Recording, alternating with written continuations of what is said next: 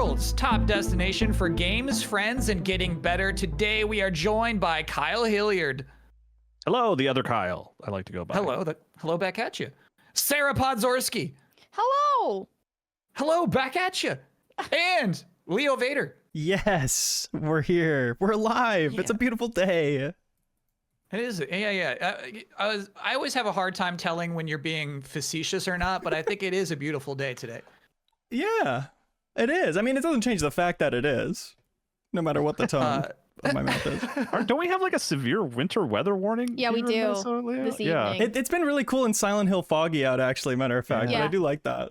Well, I was driving my that. daughter to school this morning, and my dashboard on the car went like, "Hey, heads up! You got like a winter like this is a severe winter weather is happening."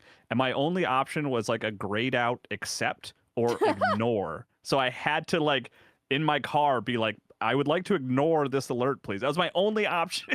Would accepting it being like going home and getting out of the car, like it just shuts down the car, and it's like, "Get out of here!" It's like, well, this doesn't help me. Get out and lay on the ground. Who's broadcasting to your car? Like, how does it even get that signal? Honestly, I don't know. I mean, my phone was plugged into it, but it was like the car's dash. It was not like, whatever the CarPlay features of the iPhone are. It was weird. I'd never seen it before. Yeah, I don't care for that. Me, by the way, this voice, I'm your substitute host, Kyle Bosman. Again, Ben Hansen, your regular host, is on paternity leave. Mm-hmm. He's doing it. He's doing a pretty good job. I've seen him return to MinnMax a couple of times already, but for the most part, he's doing a very good job of being on paternity leave. He came back for the one most important piece of content to him, the yearly Thanksgiving joke special, which will be up at the time of this episode going up. Oh, you guys have recorded it already? Yeah. Oh. Gotta be a record number of Cool. jokes. It was really fun and really terrible and really long. I'm excited. I love it every year. Even at the Game Informer days, I've always loved that segment. Mm-hmm. So from an outsider, I hear, okay, MinnMax is doing a joke special. So like, I'm assuming they just sit there and they do like 20 jokes. They wave at the camera and say goodbye, everybody. Like 200 jokes, probably. Right. Hours, right? It's hours of just doing jokes back to back nonstop. Yes, it's 100 jokes for everybody and then over 100 more bonus ones that didn't make the cut, meaning even worse than the bad ones that we made be the upfront thing. We put them in a bowl and mix them up so nobody's responsible for them. It's That's a really, really fun format. And just because we're segueing so comfortably here, that is for a thing for the $5 patrons, you do get the extended version of those Thanksgiving jokes. And for new supporters, not existing supporters, sorry, hope you understand. We got to do one of these once in a while. New supporters get a code for Lego Party. Ooh. If you subscribe now at the $5 tier to get, I'll say it right now, I don't know if I should spoil it, almost 200 more jokes. We've got 50 codes for Lego Party. You can say you want PlayStation, if you're in the US, or Xbox or Steam codes, and this is through Monday, December 1st. Again, for new supporters, and we'll post on social medias if we run out of those codes. So, And honestly, I always want to make this clear. Go ahead. I was just going to say that, honestly, you should do it. Yeah. I agree. Here's the thing. Yeah. Like, even if you don't like MinnMax, that $5 for Lego Party is incredible value. Mm-hmm. I don't know how we do it, frankly. Yeah. Get on in Probably there. sending some emails. Yeah. Today on the podcast, we'll be discussing Kirby Air Riders, Hyrule Warriors, Age of Imprisonment, Strange Antiquities, and a brand new community-voted segment called Thank You, No Thank You. But let's start with Kirby Air Riders. Real quick, one more plug. This is absolutely. the best week to get on the Wall of Heroes for next month. That's $50 supporters. There's a box in the corner or the middle of everything we do, just about. And it's what Ben Hansen says, it's 1 million impressions, and he showed me the math. The math seems sound. People like to put meme images of themselves, funny images of their products, images of their games. You can put anything on there for a month for $50 at the Wall of Heroes tier. And you get it in at the start of the month, so that's why I want to plug it now. That's all, man. You go ahead. That was really good mic work.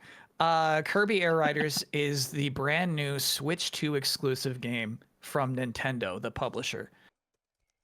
All right, let me open with this. I think this game, it's called a racing game.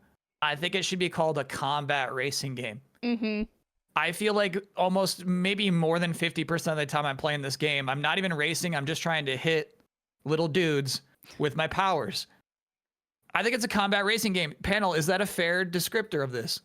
I think that's fair because it's very chaotic and there's no like, you know, like Mario Kart has like boost and powers, but Kirby, it's all, I don't want to call it violence based speed boosts, but a lot of it speed boosts. It encourages you battering the other people who are racing and getting abilities to kill other monsters on the track to boost your speed, right? Like that's kind of how you win is violence. That's how you win is violence. That should have been on the back of the box.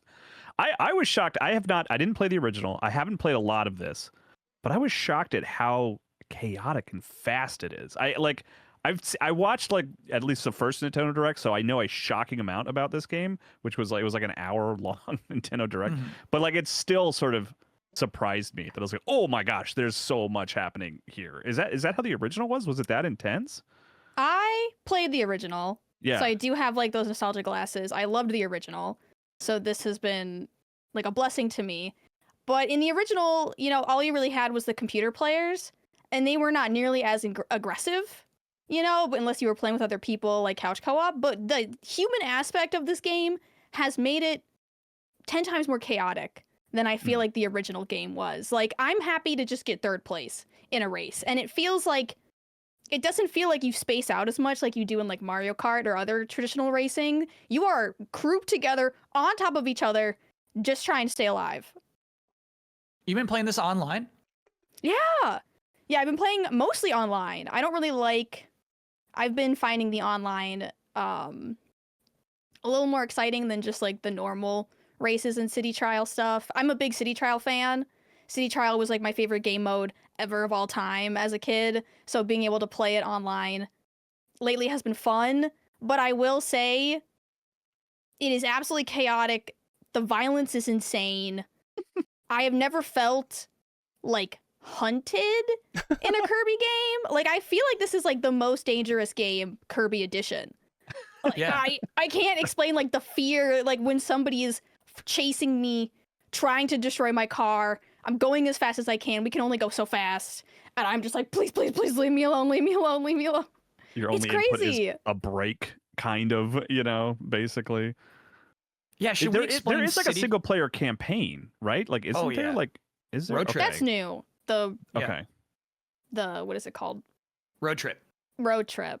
Okay, because that was weird. I booted that up because I was like, well, I think this is where I want to be, just because I like playing single player games, and it was like it gives you like a weird like trailer for what you're about to experience. It's I don't know. It's a All bizarre. modes do, yeah. Do they? Okay, yeah. Yeah. It's cool though. I do like it. Yeah, okay. So there's so many things that like I don't even know where to crack this one open because like you just start up the game and there's so many things to do. I feel like though, just talk about that. We should talk about this game's unique director, who is Masahiro Sakurai. You know, Smash Bros guy. And there's so much of him in this entire game. The reason Kyle had to watch a trailer to start that game mode is because Masahiro Sakurai directed this video game. You know, nobody else would make him do that. But like you can see so much of him. No one in else would. He made someone else do that. I don't think he was putting together that trailer. I mean, if you, I mean, he might have even put together that trailer. He's so wild about this stuff. You know, like, have you seen his YouTube videos? Seen Masahiro Sakurai creating games? You know what I mean? Like, he cares so deeply about every aspect of getting the player on his page. You know what I mean? Like, getting you educated, getting you up to date on, like he cares, puts a lot into making sure you know how simple this game is supposed to be. Yeah. And so I'm gonna say he like did a script for that particular trailer that led into that mode. Yeah, the Sakurai thing is it feels like he like preempts people's concerns sometimes. Like he'll be like, I bet you're wondering where X is. And he's like, don't worry. And you're like, Yeah. I didn't realize I was worried, Sakurai, but I was. But you put my concern, you've eased my concerns. My general but yeah, this is- anxiety, it's so cleared up. The now. original Kirby game didn't have that like underlying story in it. Like there wasn't like a, Right. and these are all the vehicles, like it didn't have that. There came was from the no sky, yeah. like narrative. But I guess Yeah. it was always in his mind. Well, what's weird is like you hear him talk, right? Now we have like years of him making videos on about like what makes a good video game and what keeps a player playing. and he's like, you know what, a story mode's not bad. So it's kind of just like him taking his own advice. I do, after playing through that, campaign, I do kind of feel like,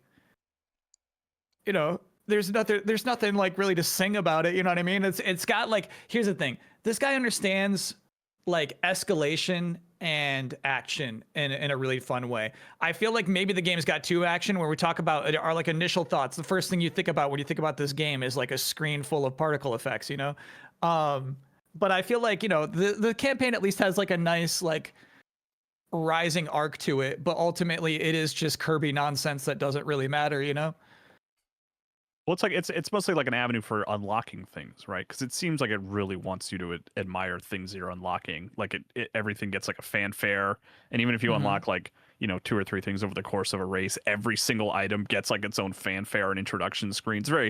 You can see the sort of the Smash Brothers translation sort of all over this, which is a compliment. Do Do you guys like it? I guess I don't have a sense. Like, is it like there's the Mario Kart World, there's the Sonic Racer, there's Kirby, there's kind of like the 3 sort of kart kind of games this year. Is this like, do you guys have like a favorite? Is this one of the best games of the year? I really like it, but that's because it's basically a really good recreation of the original Kirby Air Ride. But then it stays within the guardrail of, I think, what the first game was, but then they add on sort of like the gummies, like the ship creation, the story mode. And I feel like they managed to keep the core of what Kirby Air Ride was, which is kind of like a racing game, but you can kind of like choose what you want to play because it has those 3 different game modes. It has the race, just a plain race. It has like that top-down racing, and then it has city trial. So you can kind of like really mix and match how you want to play.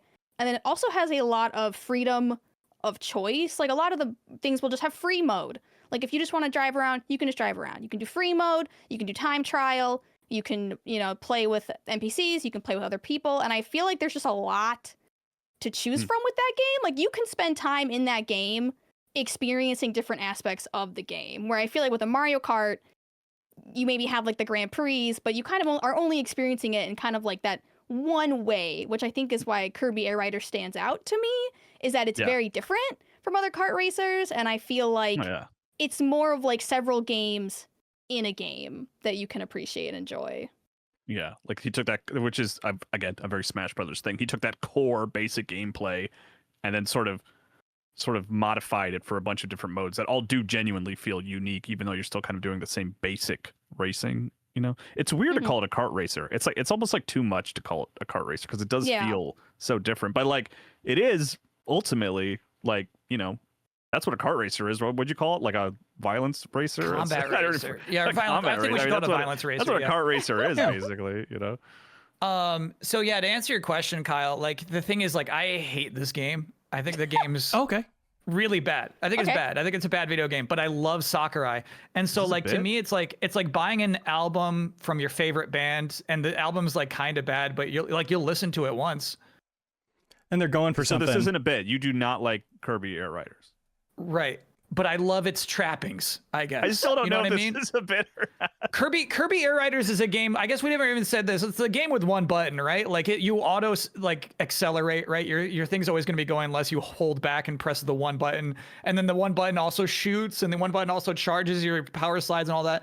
Like the game is like made to be a simplified game, and I feel like it's just like inherently flawed from that initial concept. From its very roots, I like hate this video game. It couldn't be good. But wow. yeah, but like there's like so many things I like about it.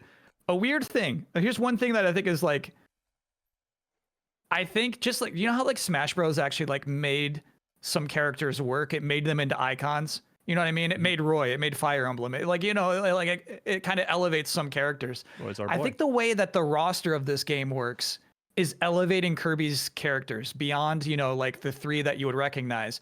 It's like making some of like the ancillary Kirby bad guys who appeared in one game kind of cool and like kind of part of the whole franchise, which is like I think an interesting thing. So you like it because it is bringing the Kirby universe into the forefront. It supports the Kirby universe. Yeah, what's the mouse's name? His name is like Dubausch or something like that. Oh, I don't know that one. Yeah, see, I don't know any. Exactly. I know Kirby and I know Meta Knight and I know Waddle Dee and everybody else. Frankly, DDD. Yeah, King DDD, and everyone else, I'm just like, I don't really. Okay. I Yeah. would Sure. love to. Glad you could make it. I would love to jump to this community email from Villis. I was watching Sarah Please. Pods play Kirby Air Riders earlier in the week, and I believe she said something along the lines of, "This is a perfect game, but it won't be on my 210s." I was just hoping that MinnMax Yes. could dissect that sentiment, because I feel like I get it, but it deserves more discussion. Yeah. I can dissect it, I feel like. Because I feel like, we look at Kirby Air Ride. Well, some of us do.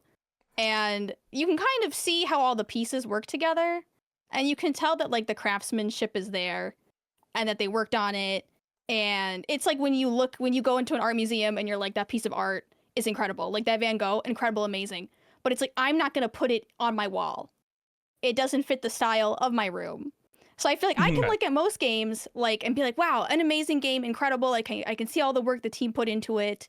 I feel good about it. It's a solid game, made well. I trust my experience with it, but it's not going on my 210s. Like, it's like craftsmanship versus like that personal, like, oh, I think this really speaks to me personally, and it belongs on like my curated list of games, Because I think a lot of games that came out this year, great games, solid experiences, right? And you can look at that and say, like, wow, the devs really cooked here.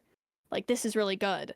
But just because it's really good and I like it doesn't get it on my top 10 list. You got to do something more for me.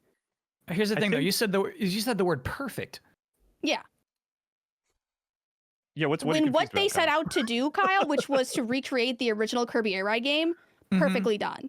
And Okay. all of the additional things they added does not detract from what Kirby Air Ride was originally. So I feel like Yeah. the vision that Sakurai had going into it, perfectly executed.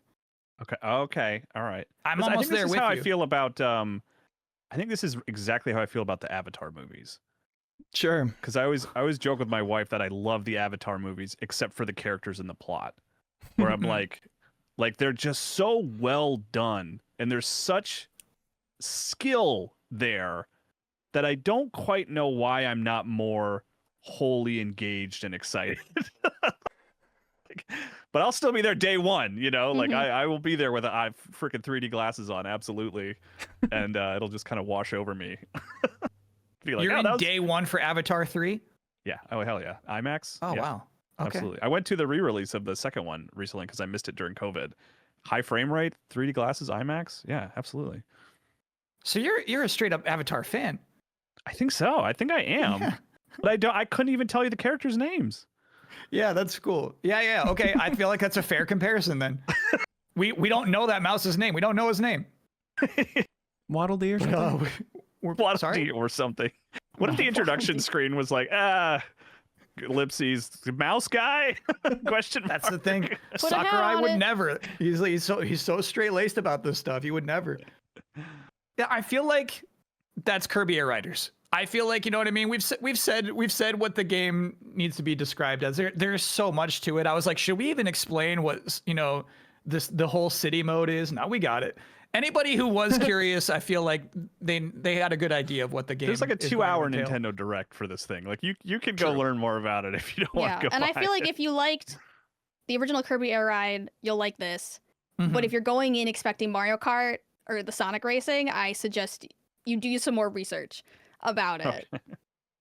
And also, if I could defend Mario Kart World, there's a lot more than just races. That's true. There's an open world to drive around Yeah. aimlessly in. And sometimes you can pop other people's balloons. No. You got like a little mini, you know what I mean? Like you pop on like one of those little blue bulbs and you get like a little mini quest. It's like, how long can you glide for and stuff like that. There's some fun things. Some princess coins out there. That Let sounds us cool. talk about princess coins. How about Hyrule Warriors Age of Imprisonment? Yeah. Finally. Mhm. Finally, we've made it to the imprisoning wars that they've been hyping up through Tears of the Kingdom. Mhm. Yeah. Uh, Yeah, I guess we should set it up that way. well, it's interesting, Sarah, that you say like the wars that they hyped up in Tears of the Kingdom. We finally get to see them, and they kind of did that with Age of Calamity, where it was like, oh, we finally get to see this thing that was like hyped through the course of Breath of the Wild. Don't you want to see this event? And like they just totally dropped the ball for that game, and it was like incredibly disappointing. Like narratively, which is a weird thing to say about Zelda because it's like the narrative is not like the primary concern of a Zelda game. I feel like it's a cool element that maybe you can buy into. Maybe you're someone like me who just gets really engaged with it and finds it important. But yeah, Age of Calamity was like the last couple hours of that game were such a bummer. But this Age of Imprisonment, like they actually do like make good on that promise of like, that like war that was happening in Tears of the Kingdom. Yeah, you actually get to see what happens over the course of that and play that. What's going to happen. You know how it's going to end, and we're not going to really change your expectations or anything, but you do get to participate in it, which I liked. This is fun. I like that. So you like the game? I do. I like it. I think here's my like weird asterisk compliment to it is I do think it's my favorite Muso game, which is a genre that like I don't love. Like I've always felt like they're fine. Like there's never been one that's really been like amazing. Even like the moments of Hyrule Warriors that I liked a lot as a big Zelda fan of like you can play as Midna and you can play as Skull Kid and you can call down the moon as like an attack. And like that stuff is like cool. But it's always going to be a genre that gets really, really repetitive. But that being said, I think this is my favorite one just mechanically. And it just like, it runs really well on Switch 2, which is nice as well, because both the previous two Hyrule Warriors game were running on, dated technology. I mean, there's stuff like Dynasty Warriors, the recent one Origins that you can play on, contemporary consoles that looks great and has a bajillion characters on screen. So it's not like that version of Muso game doesn't exist, but it was nice to have a Zelda Muso on Switch 2 that looks and runs great. Sure. Like what mechanically do you like about it though? Okay, so just so everybody's on the same page here, the listeners are like, what's going on here? This is another game where I just don't like it. I don't like it. So I'm curious to talk to somebody who likes it, and I want to reach that understanding. Well, remember the asterisk here is like I like it for a Muso game. Okay, right? got it. Like I did forget about that asterisk. Yeah, you're pressing the same button a lot, and it's mostly like an animation displayer, right? Like you have all the different characters who will do different things as long as you press the same button long enough, repeatedly enough. Mm-hmm. And it's like you have to, like, if you're excited to see what the different characters can do, if you want to see all their unique animations, that's a reward for pressing the A button a million times in a row. But the one primary mechanic that makes me like this more than the typical Muso game is when you're fighting bosses, which is like weird, which is ultimately what these games are about. It's like you're beelining to bosses. You actually don't want to spend much time fighting the hordes. Like that's just a waste of time usually. But the bosses have a mechanic where like there's like a rock, paper, scissors where like they will jump up in the air and you can pause time and execute the anti-air attack. Or they get ready to sprint at you and you can pause time and you execute the anti-sprint attack. And that is like enough to at least keep you, I mean, even saying on your toes is like too broad. It's like too high a compliment because it's just that it's like keeping you thinking a little bit more than just pressing A until the meter fills and you can do the big attack, and then you press A a bunch more and you wait for the meter to fill and do a big attack. So that like little like curve like made me like this more than the previous Muso games that I have played, which is like a decent amount. Like I've reviewed a couple Dynasty Warriors. I played the Fire Emblems Muso game. I reviewed that for GameSpot, I think. The two Dragon Quest Muso games, I reviewed those as well. So I like played a lot of these weirdly, but sure. It's not like I think Age of Calamity was the only one I have ever played on my own time for fun. It kind of adheres to like what I would say is like a more modern boss design philosophy, right? Of having like a stagger meter, basically not just chipping away at a boss's health the entire time, but they have a secondary meter. You're chipping away at that, and then once that's down, then you can do big damage. Is kind of like how a lot of those boss fights shake out. That's how like all of them shake out. It's very polite of you to say most of it's every single one.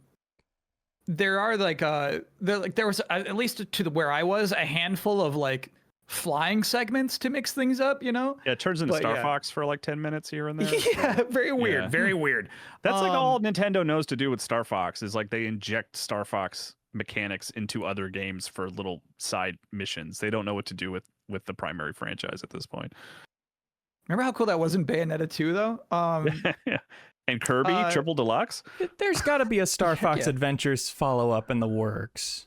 The kind of fan don't service think we're getting so. in every other part of our lives. Come on. They know we want that. I mean, if yeah, they made F-Zero's Kirby Air also coming Riders, back. Yeah, right. I would Right be there with shocked. F-Zero. That would be like, there's a question that I don't know if we'll get to later about like if in fact Half-Life 3 does release soon, you know, we're we've had getting the to that one. Shenmue 3s and we've had the Silk Songs, like what is the next big like game that we won't ever see? It's Star Fox Adventures 2. That's a game that we would like, Nintendo will never make an effort to like bring that game to life. Hold that thought. We'll get to that question. Okay, we'll get to that. But I'm going to want a serious answer and not a joke one like Star Fox Adventures 2. Which obviously A is game that coming. will never happen. That was insulting the question. Yeah. Sorry. Last thing I want to talk about with Hyrule Warriors, though, and I'll be really interested, Kyle, in how you worked it out is, and I feel like this applies to, again, just like talking about like the modern boss design, right? This applies to a lot of video games. It is notable to me the point in which Hyrule Warriors allows the player to start making their own choices about which missions they want to take on. It's kind of interesting how, like, obviously at the beginning, you're going to have to go from one to the next to the next. Then they give you some side quests that you're forced to do to move forward in the story, right? And from that point forward, you get little mini quests you can go on to get basically upgrades to characters you care about. At that point, you have a roster of characters. You're like, I don't like that one. I don't care about upgrading their stats or anything. So Kyle, I'm interested to know what your playstyle was. Did you like to like mop up the whole map before moving story forward, or are you kind of just focused on getting the story wrapped up?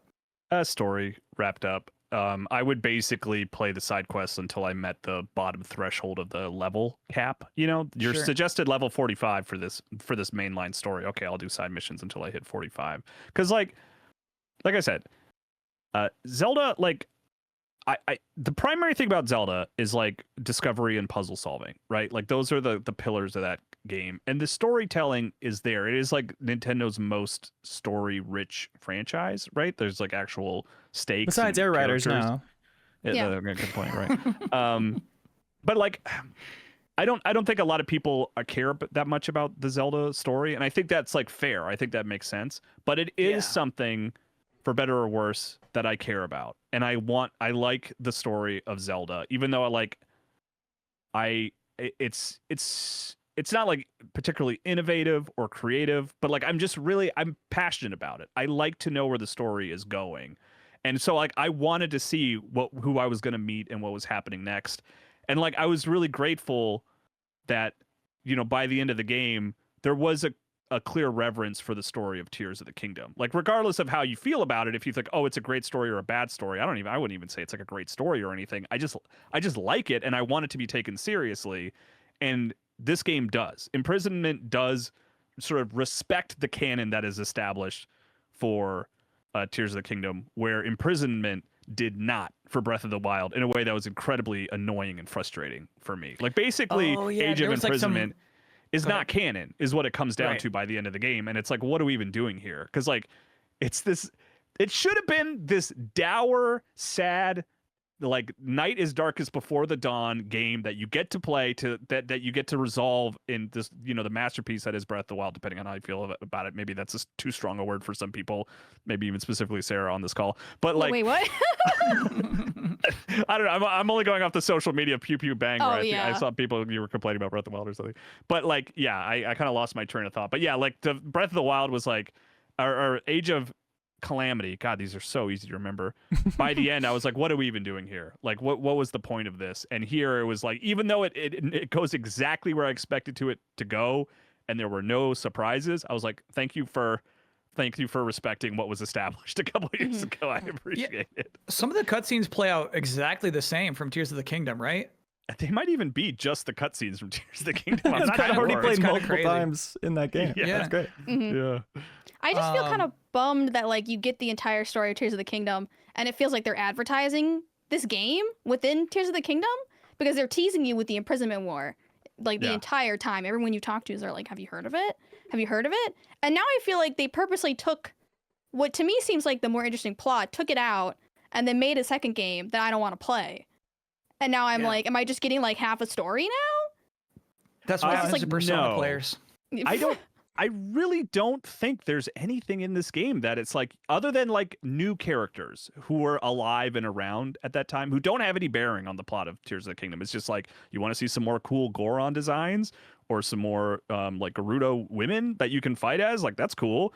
But like it's not like you can go play Tears of the Kingdom and find like, you know, a tablet that's like, this warrior from the past, like, you know, saved us in this one specific fight. It's like that, none of that stuff's gonna be in there. So like, in a funny way, you're really not missing anything.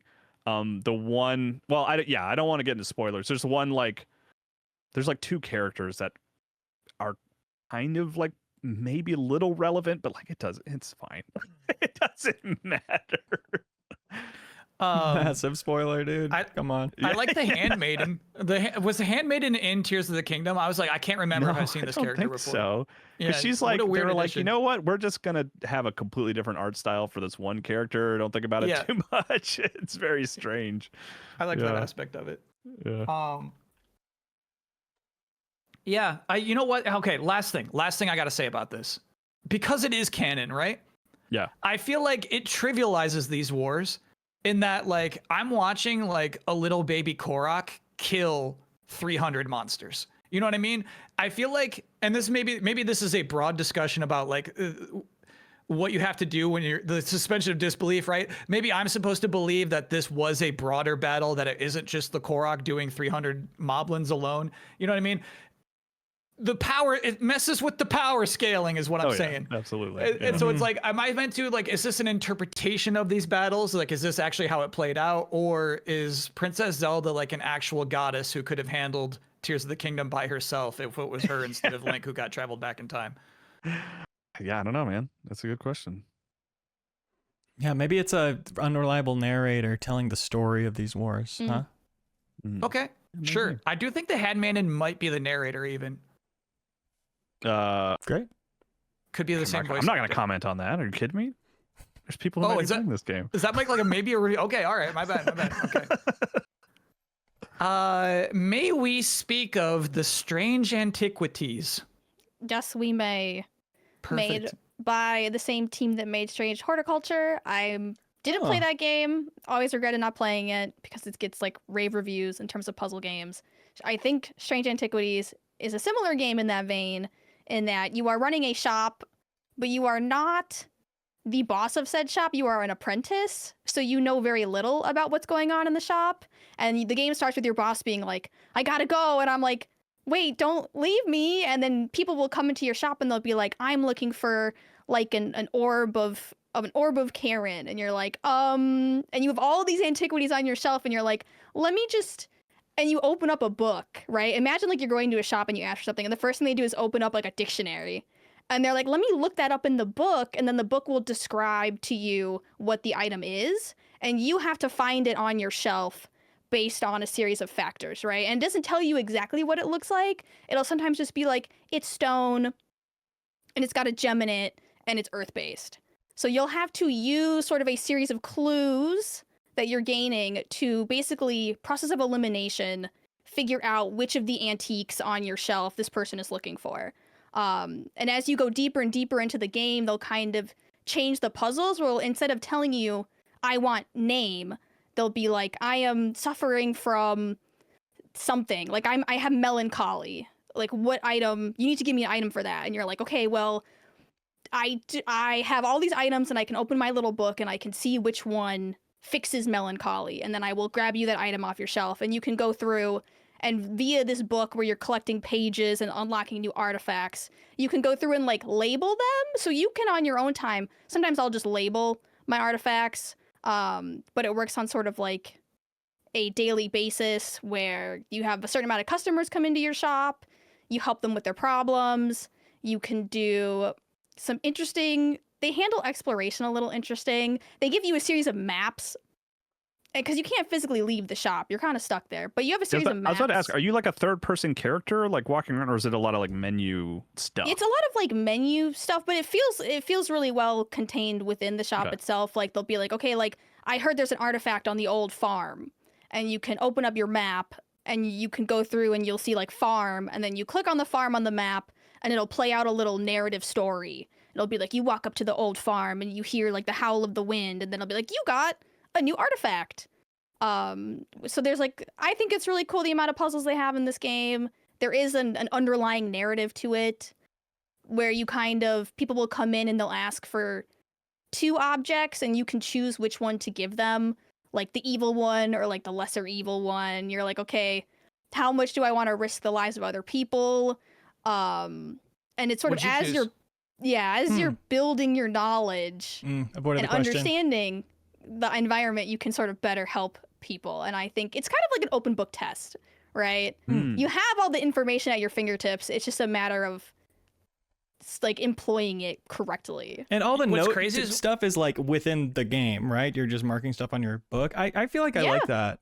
With that and Sands of Blake Manor, blueprints and games like that where you have to be in the notebook in real life, that can be its own type of fun for sure. But it's like when I see games figure out other ways to do it, I kind of do end up preferring that.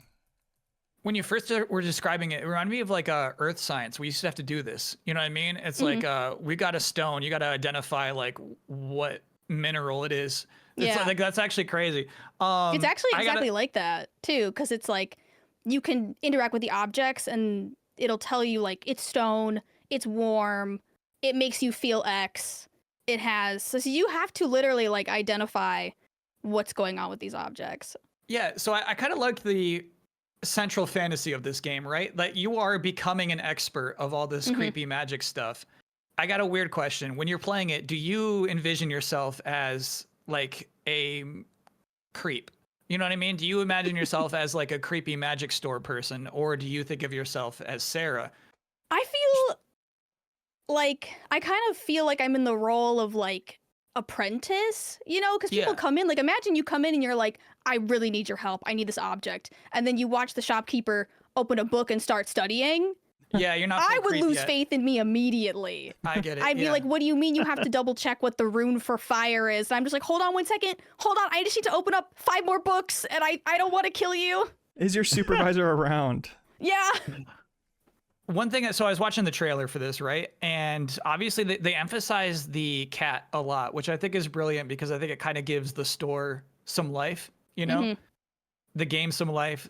Do you think it could have, here's the thing, I think the cat falls short of being iconic because it's either not cute enough or not ugly enough. You know what I mean? I think it's kind of standard. And I'm wondering if you, as somebody who's been playing the game, feel the same way. I agree, but because every day you come into the shop and the first thing I do in the morning is pet my cat, sort of as time goes on, it like endears itself to you. And it does play like a slight role in the story. So I think, first I was like, oh, a cat, okay. And now I'm like, wait, this is my cat. And you better not mess with my cat or you're going to catch these antiquities. So what, my cat's ugly? Yeah. And it has weird heterochromia. Our bond is deeper than that. I'm saying, Leo, I'm saying it could have been way uglier. You know what I mean? This is a magic shop cat. You kind of want it to be a little, you know, a little, you know, scruffy looking. Like has maybe been alive for 70 years. Exactly. Yeah. I think it falls short of that. I guess for this game, I feel like if you, like, you have Sands of Blake Manor and then you have Strange Antiquities. If you found Sands of Blake Manor too narrative focused and the gameplay is a little friction-y, it's a lot of walking, a lot of wandering, definitely try Strange Antiquities because I think the gameplay is just a lot, like the gameplay is at the forefront and the narrative is in the backseat, whereas for Blake Manor, the narrative is at the forefront and the gameplay kind of felt like secondary in some points for solving puzzles. So I feel like that is just how these two games sort of stack up against each other. I liked Strange Horticulture, and I do like that way of doing a shopkeeper game like this, the first person perspective where it's kind of menu based, but it is also like immersive. It is you behind the table and you can see everything in your field of view and people walk up to you right in the center of the frame. I think that's a smart way to do it and does the shopkeeper fantasy pretty well. Can you give us an example of a decision you made? That's the thing I'm most curious about.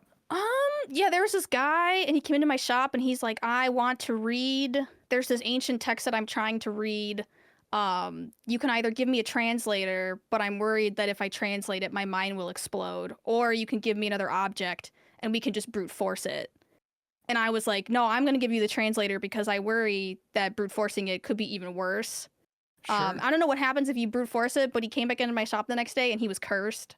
And he was cursed with being unable to speak. And Oh, I that's had not to bad. open up my book of curses and like look up like curses where you can't speak. You find the curse, you go into your little thesaurus and you look up the curse in the index, and then you find the object that cures that curse, and then you look on your shelves and you're like, okay, based on what we have here, I need to give you like this object and then I can cure you. So I think there are like consequences, but I think it just takes you down different artifact paths. Got it. So there's no like, I guess there's no like true evil or like, so I think like what I would go, my mind jumps to like trying to make this entire town dependent upon me. I think Like- it is scaling to I got a note that was like, you could save the town, but also consider you could run the town. And I'm like, Yes. Yeah. what? So it does sort of scale with this back narrative. Cause like Cool. some of these artifacts are genuinely dangerous and like evil, right? Like there's a range between like good object and like cursed object, and both of them are in your shop. Yeah, I'm pretty into that. That's Mhm. it's a cool way to handle it. I feel like, like it is, would you say it's cozy? I think it is cozy because you can, take all the time you want. There's no time limit.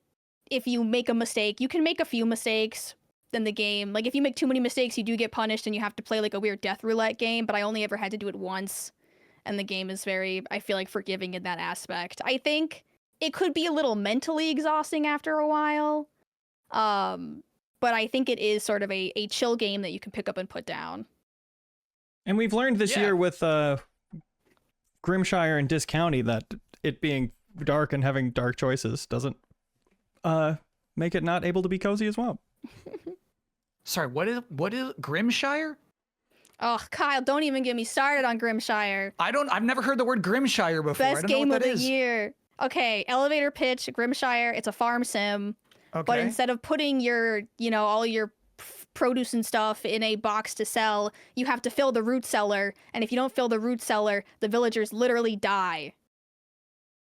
Okay, and just to be clear to any listeners right now, it's just like a rabbit game. It's like a little rabbit farmer Cute game. animals. Yeah, but if you don't farm enough, that rabbit's gonna die, and it's gonna be your fault.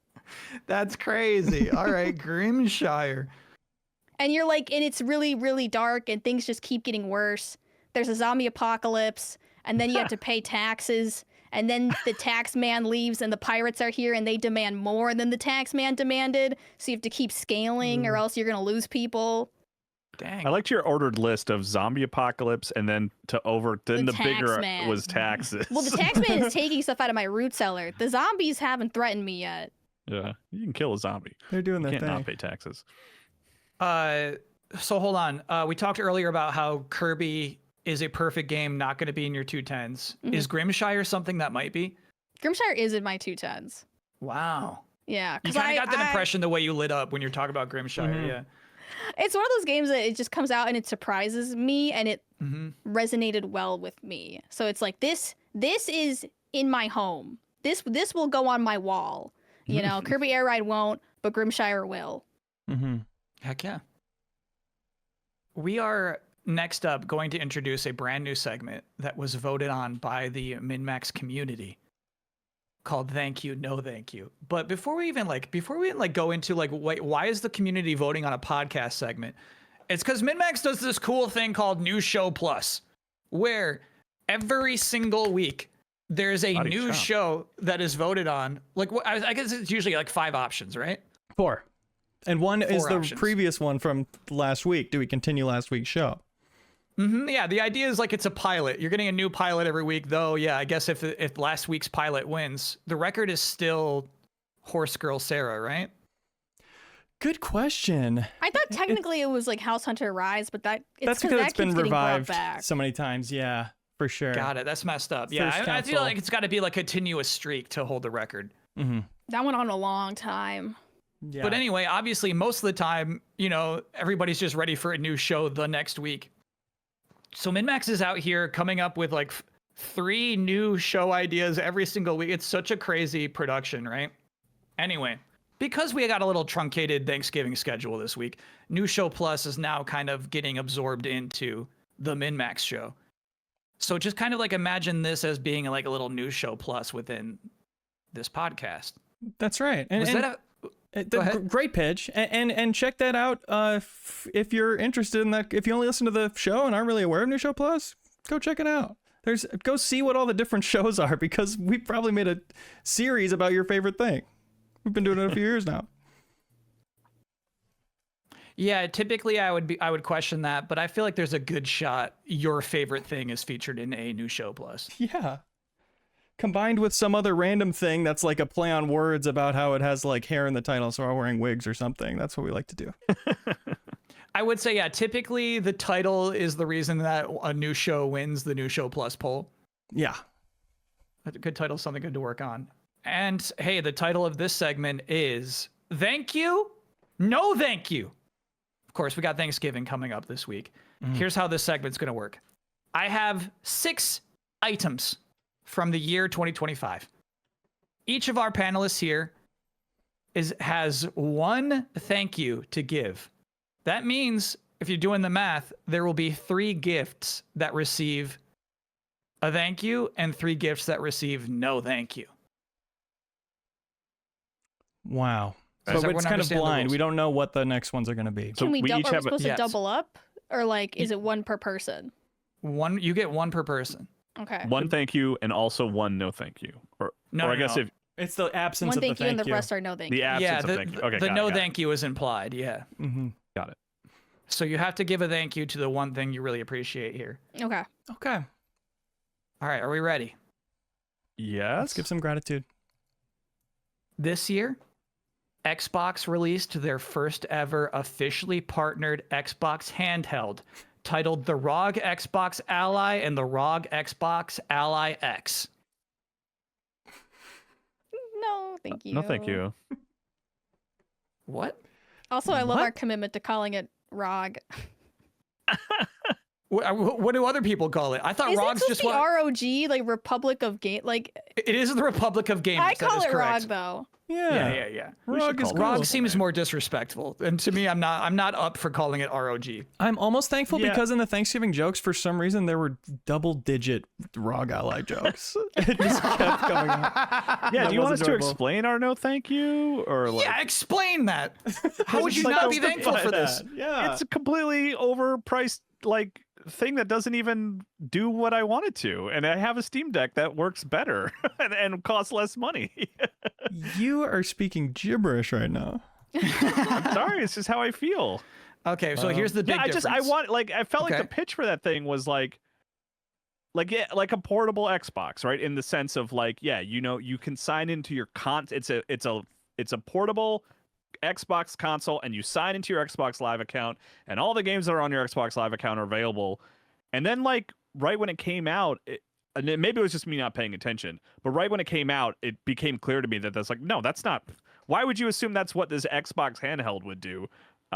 You insane person. And it's like, why that there's no universe where I want this thing, especially when I have a Steam Deck that I'm very happy with. So bad product. Don't like Wow. it. No, thank you. Okay. Cool. Also, it seems like it doesn't work very well, just on a Yeah. basic functional level. I do think truly like it's something we won't even think about next year. You know, think about 12 months from now. It's something I don't think won't we're even think about in 10 minutes.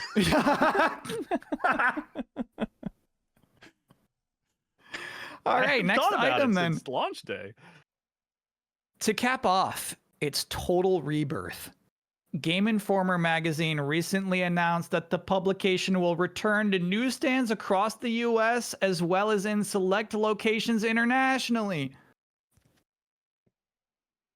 It's interesting because you'd want Kyle to take this one since, of course, he's Yeah, closest to it. I'm waiting looking at for Game him. Informer. But it's Mhm. like we should be thanking him for it. Yeah, I Okay, did all the Leo. work. You could thank him.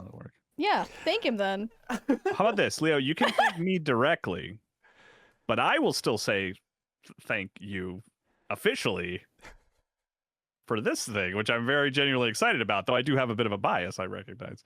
Okay, so this is your thank you. I'll do it, yeah. You and Kyle take thank you on this one? Yeah. Yeah. Okay. Yeah. It affects me pretty directly, too. Did you talk about it on the podcast last week? I wasn't on last week. I don't know if you guys did. or Okay. not. Yeah. I So don't can we know. even like, Kyle, I feel like that's a really big deal. Yeah. It is. Yeah, it's wild. And during my time at Game Informer, which goes all the way back to 2011, it was never a thing where you could go to like any other retailer other than, you know, one of them that would have the magazine for sale. Right. I'm really excited. Like in the coming weeks, I'm going to be able to go to my local Barnes and Noble and like point at it and be like, look at that thing. That's here. I'm very excited about it. And it also does mean that it will be available in some other countries in the United States, which is also very exciting and good. So Can you name one? no, actually, I can look up the list if we want to do the proper pitch. Name those Yeah, countries. give me some countries. I think it's so cool Game Informer. You know what I mean? Like that. Yeah. To me, I don't know. There's just some strange sense of like I like the idea of a stranger seeing this for the first time. You know what I mean? Like somebody Yeah. who's never seen Game Informer magazine, but just likes how your cover's popping. You know? Yeah, it's also like Game Informer covers are very light. Like we are very focused on the game. Like we really don't put text on the cover unless we feel like we have to, which Right. is I think just is going to look cool on a newsstand. Like you'll see that new Dragon Quest cover, and like the one, like that's what's going to be on the newsstand and stuff. But yeah, okay. That is cool. Countries: United Kingdom, Australia, Netherlands, Sweden, Germany, Austria, Portugal, Italy, Greece, Cyprus, Hungary, Turkey, and the United Arab Emirates, Thailand, and Japan. Okay, when I read Cool. select locations internationally, I expected 3 maximum. That's Wow. crazy, actually. And then That's some January, distribution. Canada, France, Spain, and Poland. All over the Very place, cool. man. Yeah, it's very Nice. exciting. It's a cool thing. Thank you for and letting I me. do. Thank you Go for letting ahead. me plug it and saying thank you for it. I'm afraid I can't accept that. Thanks. You've spent your thank you. Okay. And I do have to clarify now. The first person who says thank you gets to use the thank you, and then everyone else has to keep their thank you. Sure. Oh, okay. Fair. Okay. Fair. Third item. This year, Nintendo released its next generation hardware, the Switch 2. But it was mostly the same stuff as the Switch 1, except that they also announced, most notably, a first of its kind accessory for the company, a tall, skinny USB webcam that costs $55. That absolutely What happens? did happen. So what happens if we don't use our thank you? Are we? You're like, ungrateful. I'm Okay, assuming you're okay. going to get a lot of comments about being Okay, okay. ungrateful. Okay. I already Also, get Also, those, never use but it. I know I feel like I'm kind of out of the game at this point, but I still want to Yeah. participate. Is this Sure. specifically for the camera or the Switch 2? It is for the camera. It's for the unfortunately. camera. Yeah, it's just for the oh, USB I camera. regret not Can we- using my thank you on the Game Informer one.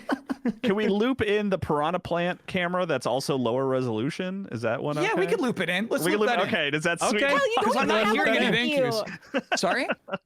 I know. I'm like, He's like trying to sweeten the pot, and he's already used his thank you. Yeah, Trying to you bait could, it out of you us. could use your thank you on this if you want. I already used my thank you. I'm talking to Sarah, who I think I thought- okay. seems I don't tempted to want drop a to. thank you Yeah. right now. She's rolling it around. But I'm scared. I'm scared. It's really like it's so funny. Like even like a modern Switch 2 commercial, I think for like Madden I saw, they still like at the end of the ad they have that tall skinny webcam right next to it.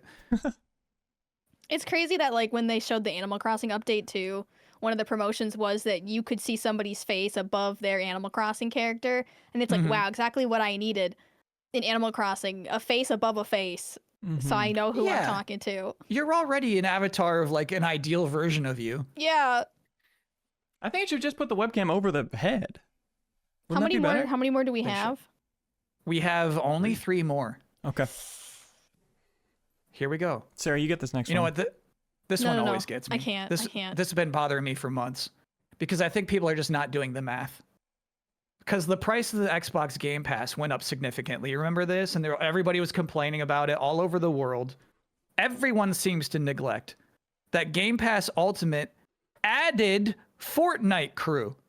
That's the Battle Pass, OG Pass, Lego Pass, Music Pass, 1,000 V-Bucks each month, and the Rocket Pass Premium in Rocket League. That is kind of crazy that they got like the Epic, it not like Integration. ecosystem, but that they got a lot of that under the Xbox Game Pass. Yeah, so you're about to say thank you now, No, right? no. It's tough to say thank you for something I haven't received, you know? Yeah. I just, Also, it's wait. just, to me, what? Go ahead. I just want to just clarify Yeah. this game that I'm not allowed to participate in anymore. Of course. Thank you. Do they? There's 2 more after this, right? Yeah. Does that mean Lou, they check it can every I time. describe Say how thank I you? feel right now? They have to can I say thank describe you how I for feel? one of the next 2. I feel like I am standing up on one of those like hangman platforms, and Kyle is just lifting up 2 different nooses, and he's like, "So do you want this noose or do you want this noose?" And I'm just like, This one's kind of scratchy, but this yeah, one. this actually is like more of a hemp rope, but this one's just twine. Gonna Okay, well, to be delay clear making this about- decision. To be clear, you don't have to say thank you for anything, but I Oh, do okay. think the comments will be rather rude and call you ungrateful. Yeah. If you're willing to accept that, I will I continue. feel like I'm at like the sunk cost fallacy point of this, where I just want to hear the other ones. Ungrateful Yeah. milkmaid. Would hate to see one, get away. I do talk about like recapping the year. I do feel like that was like a big deal. And what's so strange about it is that it's, like subscription prices go up all the time. So we learned, I think, like the percentage of a prescription price going up that will cause revolt, that will make it like bad news suddenly. Yeah. Mm. I think that's the interesting aspect of that. All right, item number 5. Nintendo celebrated Super Mario's 40th birthday this year. And to celebrate, they premiered an entire trailer for the film The Super Mario Galaxy Movie. Did The one with the baby in it. Where's the No, that was gratitude? What's going on? Pikmin. That was a Oh, that was completely different Pikmin? thing. Oh, that was yeah. You could be grateful for that too. We could loop that. We could loop that thing in. The problem is No, it's been the idea is like. it's been Go ahead. Two Nintendo ones and 2 Xbox ones, and the second either of those start, it's like, well, this isn't gonna be it for me. Okay, well, It's Mario's 40th birthday. They could have done nothing, and instead they gave you a trailer for a movie. Yeah, I was about to say, like, That's the Republic exciting. of Gamers handheld was like a terrible piece of hardware. Yeah. The other option was a price hike, and then there was an option of an overpriced camera, and this option is for a trailer for a movie. Yeah. Maybe you will That see, isn't- maybe you isn't out won't. yet. I don't know. You know what? Why are you sounding so ungrateful right You now? know What's what? happening? It's almost insulting Thank to you, Game Informer Nintendo. for being on newsstands that it's in this. Yeah, I know. I'll say thank you to this one. I love these crumbs, Nintendo. If you give me so many crumbs, eventually I can make a cookie. You know, that's what I say. Thank you, Nintendo. Cookie. Every cookie starts with a few crumbs. That's really grateful of you. And you know what? Like, you might regret, spending your thank you after you hear the last one. Oh no. I could get used to Digimon Story Time Stranger was announced and released in the year 2025. Some call it a bona fide triumph, the truest expression of the complexities and joys of Digimon. And who is that attributed to? That quote? I don't see it here. I don't see who made that quote, but It's it not just a says K. Bosman? somebody. Okay. I mean, I definitely agree with whatever this person was just saying. Word for word, I agree with it. So second source. Could have been me, Yeah. Thank you. Thank you. Hey. There it is. That's a game I like hearing about. Yeah. When somebody's excited to talk about that game, I say, let me hear it. You know what I want to say? I know I used my thank you, but you know Yeah, what I'm it's really gone. grateful for that Digimon game? The various ways that you can, how do I phrase this? Move with your Digimon. Like, there's one that has a motorcycle. There's one that you just sit on its arm or its shoulder. I think more games should do that. They should let me be cradled and moved via monster. Yeah, and to be clear, like, some Digimon are like full-on humans. You know what I mean? Just like bodacious human bodies, right? But the Digimon aren't weird like that. You know what I mean? They're non-sexual. They're just digital, So like the idea of them like picking you up and carrying you around isn't weird to your character or to the Digimon. You know what I mean? It's not that kind of relationship. Mm-hmm. That's But you're great. saying that it's not that kind of relationship to me implies that relationship does exist elsewhere in the game. No, in real life. You know what I mean? Oh, okay, even better. I feel like if there was like a tall devil lady who like picked you up and cradled you around, there would be an implication there in real life. Yeah. Okay. But in the Well, in the thank you for digital that. world- I'll my second thank you. And this is the magic of the digi world. Yes. I So in the just think digital world, it's Pokemon- cool, man. Pokemon are cowards Is it? for not Yes. doing that. I think they're cowards. Yeah, definitely. Is it like carrying a cat, a pet cat, or is that Yeah, like but it's more like you're love? the cat. You're the cat. Okay, but this is that kind of relationship. It's not like fully, you'd barely know each other. It's like we have a bond, and that's why we're doing this. That's true. Yeah. That's beautiful. Yeah. I'm just saying, you know, there's nothing like creepy under. It's actually very like, you know, positive and heartwarming. Right on. And you can, of course, make Sorry? it sexual as you could with anything. Oh, But it's like no, it's no, not no, in you Take it to there. the next level. No, that's not at all what's implied at any point in the Digimon game. Yeah, it doesn't have to be. I feel like Doesn't have to be. hold on, is this crazy? I feel like in Pokemon Red and Blue, there's like a story of somebody who like married a Pokemon. Am I crazy for just remembering that suddenly? And what a I convenient don't know. argument to make. I mean, I think That to me perverted the series. sins of Pokemon are like the bunny with the ripped tights as like her like mega evolution or whatever, or like Yeah. the lizard one. Like I feel like Pokemon is not without sin. It is not. Oh no. No. That's why you're saying like Pokemon's cowardly, right? But it would be messed up if that bunny was carrying Carrying you it. around. Yeah. Yeah. All I see is a Quora for can humans marry Pokemon? And what was the answer? Well, in the real world, no. Shut the hell Boo. up. That's not what they made Yeah, we're not life-size talking about the real Gardevoir for. In the Pokemon world, still probably no, but they used to. One of the Sinnoh Oh. folklore was that there once were Pokemon that became very close to humans. There once were humans and Pokemon that ate together at the same table. It was a time where there existed no differences to distinguish the two. Yeah. What happened? Was it the Pokemon War? There was a Pokemon war for sure. Yeah. The great That's Pokemon kinda sad. War. It's That sad was that they so funny. had that like they had it at one point. That's the ideal. You want to eat at the table with your Pokemon, but I guess there were This Probably is a very deaths. history is written by the winners kind of implication Yeah. here. You know, something went It's down kinda that sad, we don't know yeah. about. Yeah, the Pokemon Okay. War. Yeah, we are gonna move on, but I'm curious, like your own philosophy. Do you think there was a death where like it was like, oh, I'm sorry, Pokemon are too dangerous, or the humans said we like commanding over Pokemon too much, we can't be equals? Or we have to choose latter. between them. We can't just we can't say it's okay to either have perfect control over them or they're equals. It's like we got to pick one. At one point a decision was made. We're saying Yeah. like what happened, what kicked that off? I Yeah, think it's the latter. I'm gonna presume negative intent for Okay. the citizens of the world of Pokemon. yeah. Because here's the thing, like you shouldn't have a Pokemon at your dinner table. It is highly dangerous at the same time. Depends on the And, Pokemon, like, you know, I guess. Yeah, I guess it depends on the Pokemon. It's like Like sometimes it can evolve Charmander, into you gotta be something, careful, right? There's an open Yeah. flame that is following you around, but like. And then you know, imagine if it evolves into a Charmeleon. That's just like bigger and the flame is bigger. And also it's like Yeah. just increasing the risk that like you just can't like let people like you can't have a chimpanzee as a pet. Yeah, they're like foxes. You know, they're really cute when they're puppies, but like their natural instinct takes over and they become unmanageable at a certain point. You gotta kick them out of the house. Yep. We all know this Thank about you. foxes. Yeah. So I think, you know, there might be some of that. There might be some level of like, hey, we need to regulate how much people are allowed to just have Pokemon around their house. There should be more laws regarding Pokemon and Pokemon, like what you can keep in the city versus what you can have outside the city. Because it does feel weird that, especially in ZA, they're like, yeah, so like they could like blow up the entire city, but we, you know, we gave it a nice little lawn to play in. Mhm. That'll keep it not bored. It doesn't make sense. It does not make sense. You know, I like they have these ideals of like, well, we could have a whole city where Pokemon and people live together. It's just like they hurt me. They killed Yeah. me.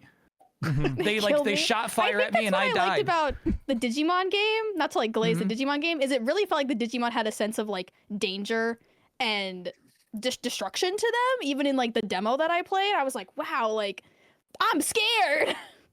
Mm-hmm. Mm-hmm. But also inoffensive sexiness. You know what I mean? Digimon, they run the gamut. There's little sweeties. There's true Nah, creeps. Yeah. There's scary ones. There's sexy ones. You know what I mean? Like it's complex. Digimon is deeply complex. There are sexy Yeah. ones. It's the Yes. adult monster collecting franchise, of course. I've got an even more perplexing question. Good How luck. does any of this operate? Oh, well, what's so great about that Yeah. is that it operates thanks to the generous supporters on Patreon. Mm. Who, my God, they are getting a banger month of content coming up. This is always how it goes. Is we kick it off with the Thanksgiving jokes. They get so many Okay. Thanksgiving jokes at the $5 tier, and then they get early ad-free access to the MinnMax show, which of course will be the freaking 210s coming up. Our Game of the Year Huge. debates.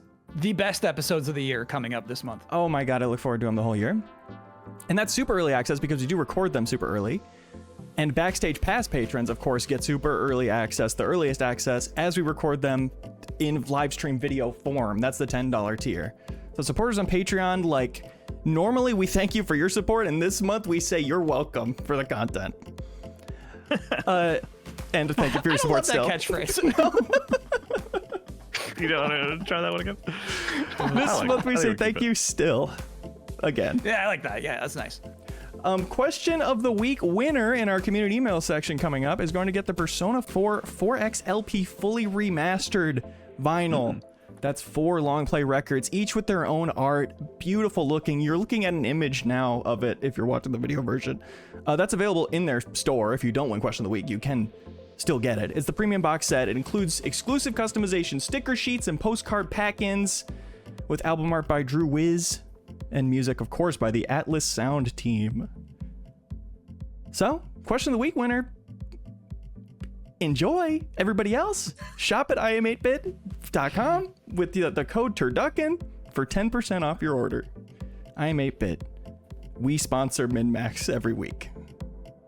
That's their that's on That's their the website. tagline. That's what they say. We can give you're welcome to them. I'm 8-bit. You're welcome. Yeah. Let us begin with the aforementioned question. It was teased earlier. This comes from Gary Lynham. It's quite possible in the next few weeks that we will see a Half-Life 3 announcement. I know, but bear with me. Yeah, there's some rumors. Yeah. Rumor Meister's been sleeping, but I've seen some other people out there saying like Half-Life 3 announcement is happening imminently. We'll see.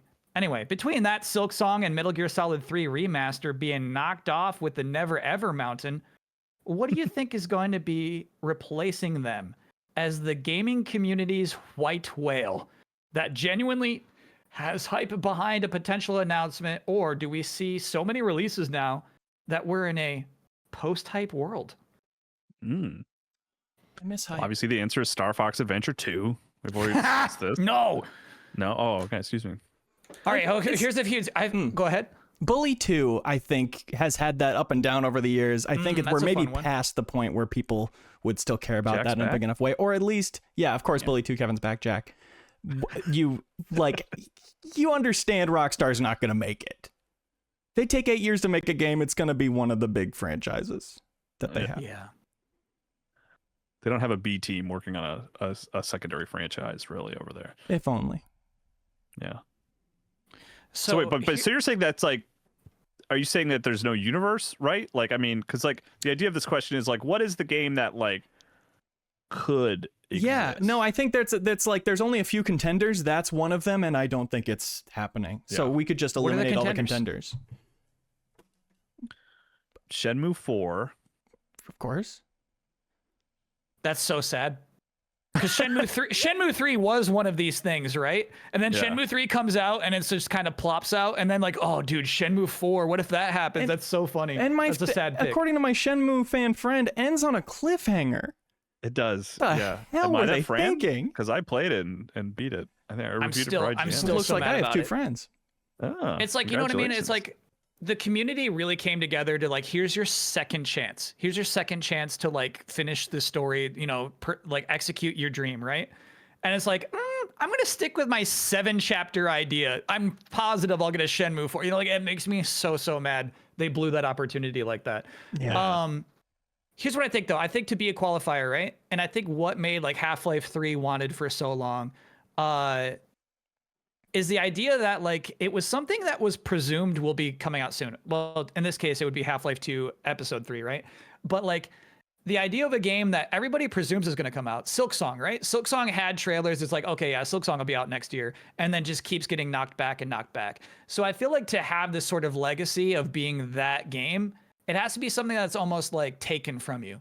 Something that was promised and then you presumed would happen and it just never does. I feel like that's almost a qualifier for this. Yeah. Right. Because Half-Life 2 Episode 2 like ends in a cliffhanger. So it felt like we're like, okay, well, great. I look forward to the next chapter. Yeah. And now it's been what? I don't know how many years at this point, you know? Right. We can presume Half-Life 2 Episode 3 won't even be what they call it, even though that was what was. They had trailers for it. It's crazy. Well, they had like gameplay footage. They never had a trailer for it, I don't think. Oh. I could be wrong about that. Like recently, in the last like year, they've released some like gameplay footage of it and what it was potentially going to be, and they discussed why they ended up not going forward with it. But yeah, I mean, Sarah, you mentioned like F-Zero earlier. Mm-hmm. That feels like one to me, like a new F-Zero, like a new proper console F-Zero.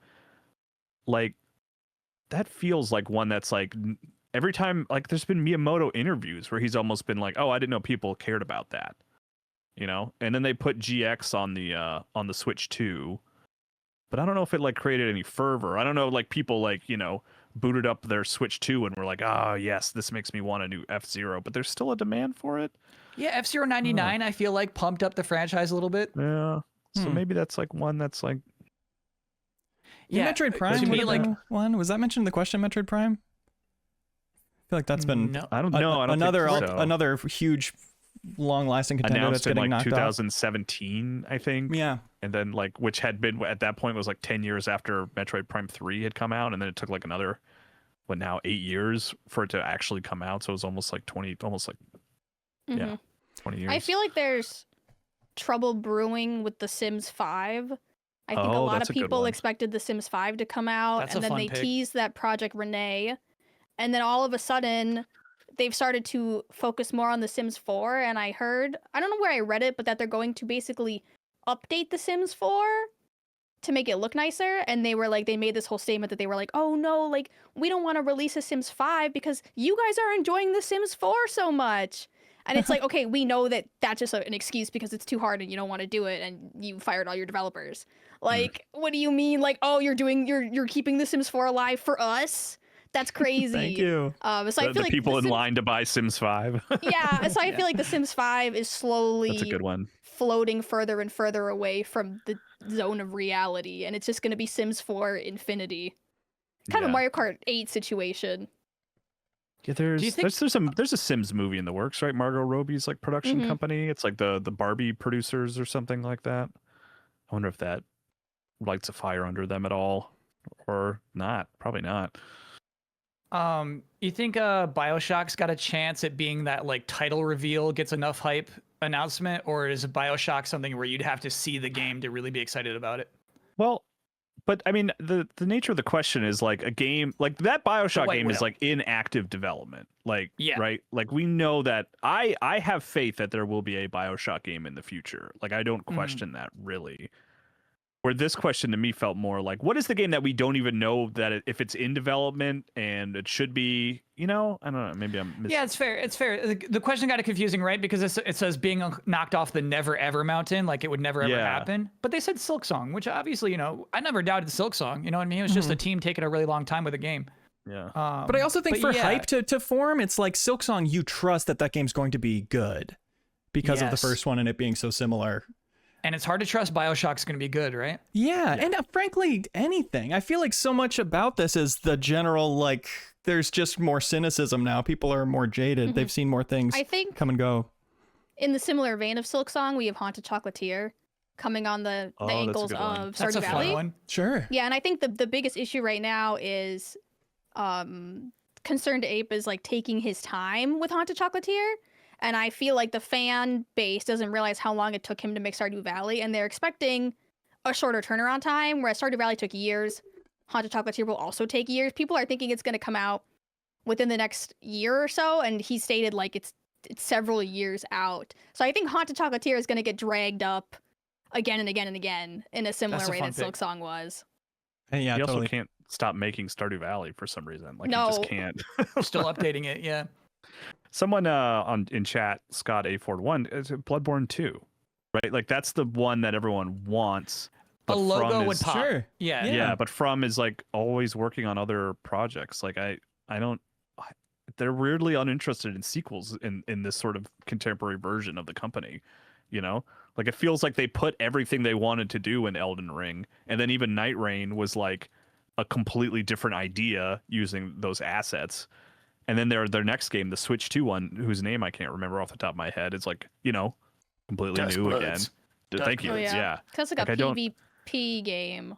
Yeah. But Bloodborne 2 is the one that everyone has just demanded since the launch of Bloodborne 1. That just feels like it could happen, but like, I don't know. I Yeah. feel like that's a good answer for this question. It's a really good answer because you think of like Metroid Prime 4 all those years ago, the thing where like they just show a logo and people still get really excited about it. The idea of the power of a logo, the power of a title announcement being able to drive people, I think is pretty crazy. Mhm. Yeah. What if they did like Bloodborne 2 and then like the 2 started to form, but then it became pretty clear over the course of it that it was just a 4K or something. 2 It's plus just I a- think people 2K. still wouldn't even be mad. I think they'd be very happy. I think people would be excited. Yeah. Here's another question from Brad Grenz. Hello, MinnMaximals. Love a Beast Wars reference. Do you get called MinnMaximals all the time? Is that a thing? Not super often. Keep them coming. That's good. I like it. Was Sea of Thieves secretly an incredibly influential precursor to the prox chat friend slop trend? I used to dismiss it as little more than a chat room with a pretty water shader. And I think you can draw a pretty direct line from its emergent co-op chaos to Lethal Company and RV There Yet. Weirdly, it's also one of the first examples of an extraction game, as getting your treasure back to base without getting ganked by other players is core to the experience. That's crazy, right? That is crazy. Yeah, I think so. I think what helped with Sea of Thieves is there's so many viral Sea of Thieves moments from that game. Like maybe you haven't played the game yourself, but you've probably seen a funny video, right? Like there's that one where like the ship is getting burned to the ground. It's like, Captain, our ship is on fire. Our ship, and you can hear like the voice like going in and out and the screams. And then there's like Yeah. the classic, like the hey, would you blow me between the two. Like there's so many memes that come from this game that I Do we feel have to like bleep maybe that you out? haven't played. What? When you what you just said, the other meme, the second one, is that The like hey, would you blow me? Yeah, is that something we got to bleep, or were they talking about something else? You have to ask producer Leo that. It's a euphemism, right? Yeah. So yeah, they that's what meant I'm asking. Are they meant the regular way. Are they? Yeah. Yeah, are they talking about like some pirate stuff that they just is like a pirate thing? I don't know, it was like a joke where Is it this was the- like, Universal symbol for pirate? What is You know, pirate stuff. you're in your dangling ship, but you're 4 going fingers? around. Yeah. It was like, it's one of the, I feel like one of the most popular Sea of Thieves videos, but I can't remember. It was kind of like I the, haven't hey, seen do you have any Haywood? And then they're like, what's Haywood? Hey, would you, something like that. And then the Ah, other sure. ship got really Oh, mad and okay. started immediately firing upon them. Yeah. So Cool. I This feel is a like, good point, though.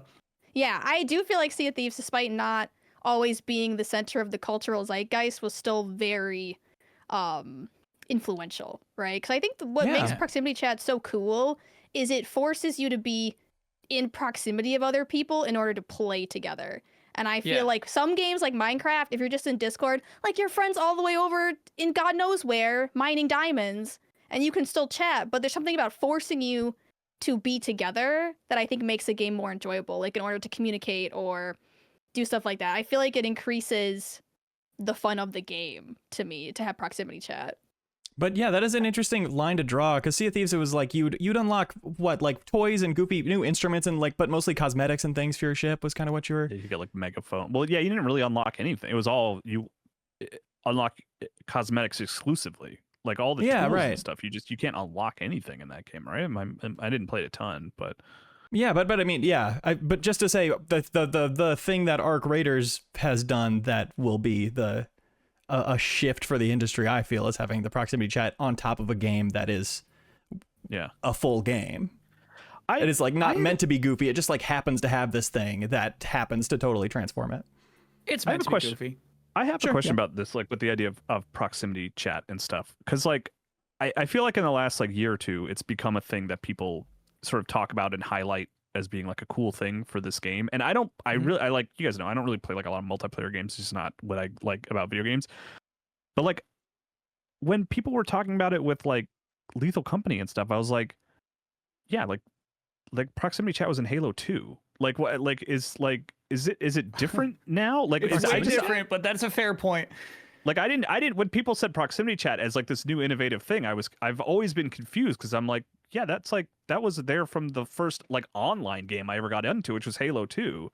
And like I didn't know if it was like just a different setting and it's like the more like larger setting and like kind of like quote unquote open world that changes it. It was just always odd to me to see it proclaimed as like a new thing, which is like I just thought that was like part of online games since Halo 2, to repeat myself for the third time. It honestly hasn't been since Halo 2, which is strange. So I think a huge difference, right, is the application, right? If you were like, hey, bro, please don't shoot, I'm just chilling. In Halo 2, you will get shot. Yeah, there's all no just reason action, not to kill that person. and they're also smaller levels, so that's like it becomes less of a strategic factor, I guess. But is it that we have, as like a not like a society, but we as a group of gamers have gotten more used to communicating with each other, like positively, maybe. like with like the invention of Discord and all that kind of stuff, like and like RP, like GTA RP is a lot of fun for people. Like is it like a change in mentality? COVID, like instead of like is the innovation the that PvP? people are like nice, kind of like no, that people are talking to people brings some enjoyment from the game, right? Because when you're in Arc Raiders and you're like friendly, and then you can try to like weasel your way out of getting shot or something. Like I don't think did they have that in Halo 2? Like would anyone be like, okay, like let's work together, let's team up? I mean, no, like no one was doing that in Halo 2. Like it was just a matter of like the fact that people could hear you when you were close to them, and then you could talk crap to them when you killed them, you know? Yeah. But yeah, the tech of it, I was just always kind of confused by like why it's become a new thing. But I think it's all these factors exactly that we're talking about. You know, it's like it's tied into the mechanics, it's the larger sort of worlds of the game and thing like that. It's like it's not that the tech that we figured out all of a sudden. It's just that it's being implemented in better ways, I guess. Yeah. And like so many games have done recently, you know, hearing your friends voice chat on their nice mic that everybody has now. Everybody has a nice mic, being echoing in this tiny room you're in, or sounding different when you're out in the open. I think those kinds of like potentially gimmicks actually end up going a long way for this is a new feeling experience. Like it makes the environment feel more real. It makes it feel like an actual space. It's cool. I had forgotten all about Halo 2 having it though. That's really interesting. Yeah, I'm thinking like people are going to be like, dude, what about Tarkov? Like, what about Rust? You know what I mean? Like, Maybe I think Splinter like the Cell idea... even had it. Yeah, I think like the central second, thing like, about the Pandora question Tomorrow, is, probably. I bet it did, because you probably had that was the whole thing about that game. Is you had the two people were first person and two were third person, and it was like the third person people were trying to hide from the first person people. Don't want to hear this. Proximity chat was like there was probably an advantage to like being quiet. Yeah, that was a cool thing. Question from Jonas Schlotterbeck. Kyle Bosman famously hates cooking and good food. What special Thanksgiving dish would you serve him to inspire him to cook more? So is this true? Food? Yeah, I mean, I don't hate good food. I just, I don't have a passion for it. I was approaching this as like, what is the easiest thing I make at Thanksgiving that tastes the best that you could make and be like, oh, I made this and this is actually pretty good. I'll hear you out, but I feel like this is an impossible challenge. So I have this, it's like this simple as hell. Okay. Where you just get like, you know how you can buy the broccoli that's like frozen in a bag and you just microwave the broccoli in the bag and it steams it for you? Mm-hmm. You do that. You crumble up a sleeve of Ritz crackers and then you cover it and then you just like sprinkle cheese on it and you just put it in the oven until the cheese melts. And it's like so much better than you'd expect it to be. And it's like the easiest thing in the world. You just microwave broccoli, sprinkle crackers and cheese over it and heat it up a little bit. And people compliment this dish. They say always, yeah. Thank you for bringing this. Shockingly, yeah. Like it feels they're always very like, Midwestern. Which is a little funny, cheese, a little crunch to hide whatever vegetable you put underneath it. You'll have to be more specific about the cheese. Think of a listener who's like, I might try this week. Just shredded cheddar cheese. Yeah, it's gotta be shredded cheddar. Yeah. Okay, got it. But it's like it's very simple and it's always that thing that goes the quickest, like at my table. And people are always like shocked at how simple and good it is, because I think it's just three good things that mesh well together, and it doesn't require a lot of cooking, really. So, there you go. That was a nice clean answer. What is your favorite dish you have regularly when you do cook or when someone in your house cooks? I mean, like I don't. This is an impossible question to answer. Like What do bagel you bites? eat? Yeah, what do you eat? Like bagel bites. That's valid. Bagel bites is like primo to me. Bagel That's like bites dinner? are when pizza's on a bagel, you can have pizza anytime, obviously. Oh, I'm but aware. Sure. Yeah. Sure. This is like But that's like consider- dinner for you. Like I'm gonna have bagel bites for dinner. It's like you know what I mean? It's like a after stream treat. It's midnight. I just finished streaming for 8 hours. It's time for my bagel bites. Nice. I'm What worried did about you your have for- health. Yeah, me too. What did you have for dinner last night? Bagel bites. I'm worried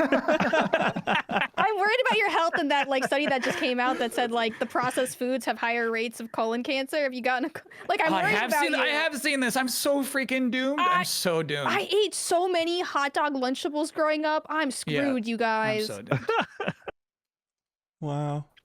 Have you considered that cooking? Have you considered like it's kind of like alchemy, you know? Like you take a bunch of ingredients and then you quite literally through the process you like transform them into something else. And I that's see what kind you're of doing here. that's kind of like an exciting way to approach it. Like I feel like if the end goal is just so I can feel full, I could eat anything. Like I also am an enjoyer of bagel bites, but I think the process of being able to take something, raw ingredients, and then create an end dish with those ingredients all working together is kind of a fun process. Like I'm a big baker. I love to bake bread, sourdoughs, and it feels very scientific to me. Where it's Yeah, less because what of, you put in the oven is different from what comes out. exactly, and so it kind of That's sometimes cool. feels I like more like this. it's more of like me challenging myself to like succeed in experiment. You know, like will the Yeah. sourdough come out? Did I get all the measurements right? Have I calculated humidity? So I feel like yeah, like if I just had to eat something, I would just eat the easiest thing. But I think it's your own curiosity at what you're capable of doing and being surprised. You'd be surprised at what you can accomplish just by like reading a recipe, you know? And kind of just Totally. like it's a new skill. It's something that you That's can a fun try. point. There was a Yeah, that's question, a question we didn't end up reading a few weeks back that was like, what skill do you think you are bad at that you still like doing? And cooking would have been my answer for that. Because when I try to improvise, it does not, I would say usually does not go well, but it going well so occasionally is well worth it. Like it's such a great feeling, especially when you're cooking for somebody else. Like for instance, my wife, you know, her going, oh, this is really good. That's a huge dub. Does it not hurt when she says, "Oh, this is kind of bad"? No. If she's polite about that and she always has ideas. She's like, could use more. And sometimes we can fix it in the moment. Okay, cool. You know, she's a great cook herself and she's inspired me in the kitchen. And in the bedroom. Sorry. Okay, all right. Next question. Bleep it. What part of that sentence would you bleep? Paulo asks, Demon School released in the past week and was one of the titles that opted to delay release to avoid getting overlooked due to Silksong's release. Now that we've had a few months from that decision, do you think games such as Demon School made the right call by delaying or was holding firm and marketing off that underdog status, the play? This is another, like, talking about, like, recapping 2025. I do think that was an interesting moment of the year where Silksong announced, like, hey, we're out in 2 or 3 weeks. And then a lot of indie studios had to adjust quickly. Was it the right call to delay? I feel like the secondary effect of that, of delaying, was they got more marketing. Like a bunch of, like, there were the articles that were like, here are all the games that had to delay because of Silksong. And, like, to me, I'm like, that's, like, great advertisement. Like, not only are you attaching your name to Silksong, you're getting a boost in viewership that you wouldn't have had before. And what's interesting is that it's such a beloved game and you're positing, hey, our company, our game, our developers, we respect Silksong. We bow to it. Everyone's favorite game. Yeah, I get what you're saying here. Yeah. But it's like, would it have been knocked, like, from a sales perspective? That really depends on how many people were going to buy it day one that will now be disappointed in this delay, or how many, or if you're like expecting people to find it via like new and trending on Steam, right? Because if you're aiming for new and trending on Steam, yeah, Silksong will knock you for weeks not in that top spot, but it also depends on who else is there. But yeah, it depends, like, what's your audience?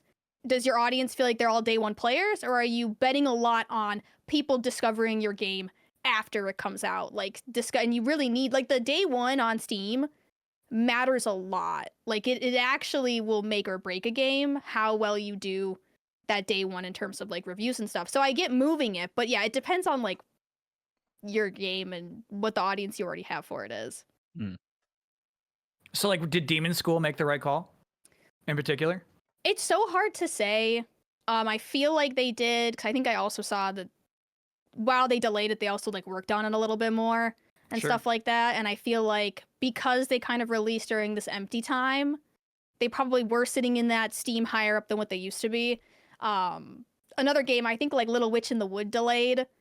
I don't think they had to delay Little Witch in the Wood. Like, it's been out in early access for so long, and it's like nobody's saying, oh, I really wanted to play Little Witch in the Wood, but Silksong came out. You know, like, I feel like the Venn diagram of the overlap is probably skinnier than it would be with, like, a Demon School. I think they all made the right call. I think everyone who pushes out even a little bit, just because of the way the industry works, is like new games like burn hot and bright and take over the conversation in a huge way, even for like 48 hours. Like, as long as you're just not, just separating it a little bit, I think it's smart. I think it's the right call. But yeah, I also understand Sarah's point of, like, there's no way to know ultimately, but I think it was the right call. It does feel like the most important thing to factor in that there is sometimes. It's just like there's room for, today's the day where people will play this and tell their friends that this is the thing they're playing. Like, just room for it to kind of have some word of mouth versus getting buried does feel like more important than any $200 million marketing campaign sometimes. Yeah, it also depends on where you are in your marketing campaign. Like, if you're a week out and you've already been pushing, like, early access for influencers, like sending out codes to journalists, you really don't want to pull the emergency brake on that, because you won't be able to spin that up again. It'd be kind of awkward to be like, oh, I know we said that we were coming out next week and, like, you already saw a lot of the game, but actually, like, I think there is a point of no return, and you kind of just have to take it on the chin and try your best. That's the good answer. I appreciated learning all of that. I will say, when I was working at Fields of Mystria, Silksong was like a boogeyman, right? We're like, okay, like, this is the date that we picked for launch. What's the worst thing that could happen? And we're like, Silksong, or like, here's an update. What's the worst thing that could happen? And that was last year, wasn't it? Yeah, it came out last year, but we're still releasing, like, updates. And even last year, I was like, I hope Silksong doesn't. And Hades 2 was, like, hanging over my head with early access. I was like, I don't know when the 1.0 is coming out. And convincing yourself, no, those won't shadow drop, and then both of them do. And then they did. God. Yeah. So luckily, nothing bad happened. But, like, when you're releasing a game, there are, like, certain boogeyman games that you're like, GTA 6? What if GTA 6 picks our release date? That was similarly, Sarah, working on Undermine 2. It was like moving pieces around the board of just staying away from Hades 2. It was another very popular roguelike, and Undermine 2 is a roguelike, so it's like, let's just stay away from that as much as we can, you know? No, yeah, I find, again, this is like the perspective outside of just some podcasters talking. It's interesting to think that even behind the scenes, those conversations are happening. Oh, yeah. Because it's chilling to think how important your opening, like, it's the same as movies, right? They're all about their opening weekends, right? And there's there's counter programming where, oh, sure, if there's an action movie that's expected to do really well, or a horror movie, we can put our children's movie in and it can still do well because there's enough room. And especially the case with games like Hades 2 or Silksong that aren't, $70. There is, like, financial room in there too. But I truly think there's so much with video games, time cost, that, like, you just got to avoid it altogether. Even though, like, hey man, it's just $20. So what's another 10 on top of that? I do feel like you just got to avoid a game like that. It's scary. Yeah. I have another question from Travis and Fargo. I've tried several times, and I feel like I'm finally on the verge of getting into Elliott Smith's music. What are you probably on the verge of getting into? I really like that phrasing. The verge. I have felt like like verge of getting into bird watching for years. Ooh, that's a good one. I feel like such a bird watching guy, and it's like, one day do I you do it just when I'm look 60 or do I outside. just go ahead and do it? One day you look outside and you go, I wonder what that bird is. And then you Google it, and that's like, it's like game over. Like, I've started to do that too. I have like the bird song thing on my phone where you can hold it up and it'll identify the bird via the song it sings. That's cool. What's that called? So I've heard of this for like plants. Does it also like do a Pokedex where it like keeps track of you saw that bird that day? I'm pretty sure it does. It'll keep like a track of, it's called Merlin Bird ID. Okay. And you can turn it on and it'll just start recording. Merlin. And if it hears like a certain bird song, it'll be like, that's a robin, that's a cardinal. You know, it works pretty well. I did see I'm downloading it right now. the most woody woodpecker looking woodpecker I've ever seen in my life out my window the other day, and it was pretty exciting. You know, when you see a really colorful one. Yeah. The colors matter big time. Yeah, I've identified finches because it's like they change color with the seasons, so they get brighter in the summer and they get duller in the winter. And I'm like, oh, the finches are here. It's spring, you know, like, and I've started to notice like bird migrations. I'm like, oh yeah, early spring, there's a bunch of birds here. And like right before fall, I get a bunch of birds on my feeder and then they like disappear over summer and winter. So yeah, I totally get you, Leo. It's a slippery slope watching those birds. Hell yeah. What would it one take? of those like camera bird feeders. I've been looking at those. I thought about it though. I've seen that. They're like the doorbell cameras, right? It's like I think they're the same company in a lot of cases. And it'll I think time. identify the bird for you if it can. So it'll like tag it. Yeah, I feel like that would be the compelling part is like keeping a Pokedex of birds. Right. Kind of fun. To what would push me over the edge, it might be having the right thing that is like pocket size, can reasonably keep with me, but it is like satisfying to fill out and has the information. One little go-to. Yeah. I wouldn't want it to be on my damn phone or anything, to be honest. Gotcha. I'm gearing up for my midlife crisis. I'm ready. You know, I'm doing the research, and every day in the garage, I walk by a skateboard that I bought for my daughter like 3 years ago. And I recently found there is a skate park like within like biking distance of my house. I'm like, what if I just like said screw all my bones and was like got into skateboarding at age 40? Like I walk by it every day and I'm like, I was almost doing a kickflip in high school. Like I was almost there. What if I could get back to that? I think, you know, myself and everybody listening really wants you to encourage you to do this. Yes. Yeah, getting better, like learn how to skateboard. Oh my god, yes. Better quest, you take skateboarding lessons. Yeah. Do you think I could get skateboarding lessons as like a nearly 40-year-old man? Do you think Yeah, I I'm positive sure. you could. Am I going to be like Dwight Schrute in the karate class where I'm just like towering over a bunch of children? I think you would have to do private lessons. I don't think you could show up to like a skate park with a bunch of kids. Yeah. I would go to a fellow skate children. park, find a teen and say like, here's $50, teach me. Right. That seems dangerous, man. So what? I don't think I children? can go to a skate park and offer child money. I don't think I'm going to get away with that. I'm not a child, a teen. Oh, okay. Yeah, that's fine. Yeah, go up there. How old are you? Are you over 18? Yeah, That's I feel worse. like the goal. Yeah, that is way worse. That's way worse. I hear it now, yeah. I feel like the goal would be like to scoot though, right? Not necessarily to do an ollie and do cool tricks, but to like just have fun like with the locomotion of being on a skateboard. I'd right? want to do an ollie. Like I'd want to do Okay. a legitimate ollie. Like that would be the goal. Because like I was never a skateboarder. But like in high school, we were at least like, you know, riding the skateboard comfortably, kick push. You know, like I could do that. And then we all stopped at the kick flip, or not kick flip, but an ollie. Like that's where we never crested that, you know, so that would be the goal, I think. That's the roadblock. Cool. Yeah. Now it's time, I think. Yeah. I got to find a new hobby. Your daughter would think it's cool also, if that helps. I don't know. My dad in Hawaii in high school, my dad took a surf lesson, which was like so out of character for him to try that much of a zag of a new skill. And I still like give him props for that. You thought it was like cool? 10+ years ago. I would do that sooner. Like that seems weirdly more. I guess I don't really live near a surfable beach, but like that seems like more of a normal adult man thing to do is like get a surf lesson.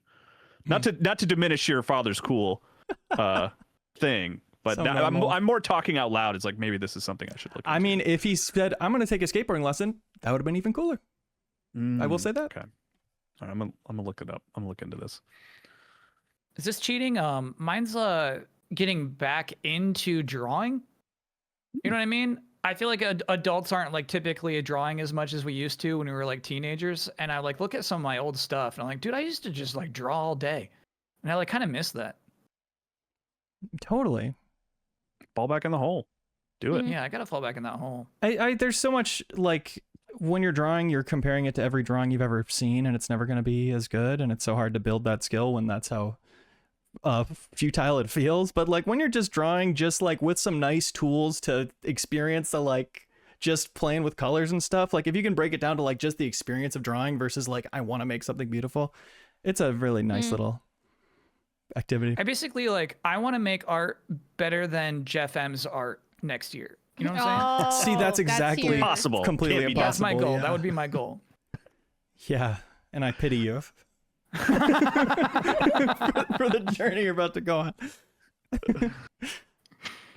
I got one more question. Sweet. This is from Nathan Ryer. Hey, MinnMax. I completed Hyrule Warriors last week, but still haven't played more than 1 hour or 2 of Breath of the Wild and Tears of the Kingdom. That's wild. What game series have you played more of the spin-offs than the main games? Do people give you funny looks for doing so? For the longest time, for me, it was Final Fantasy games. Like I played Final Fantasy Tactics, Final Fantasy Crystal Caravan, Final Fantasy 14, which I don't really consider a mainline Final Fantasy game because it is kind of an MMO spin-off. Yeah. It's got a number on it.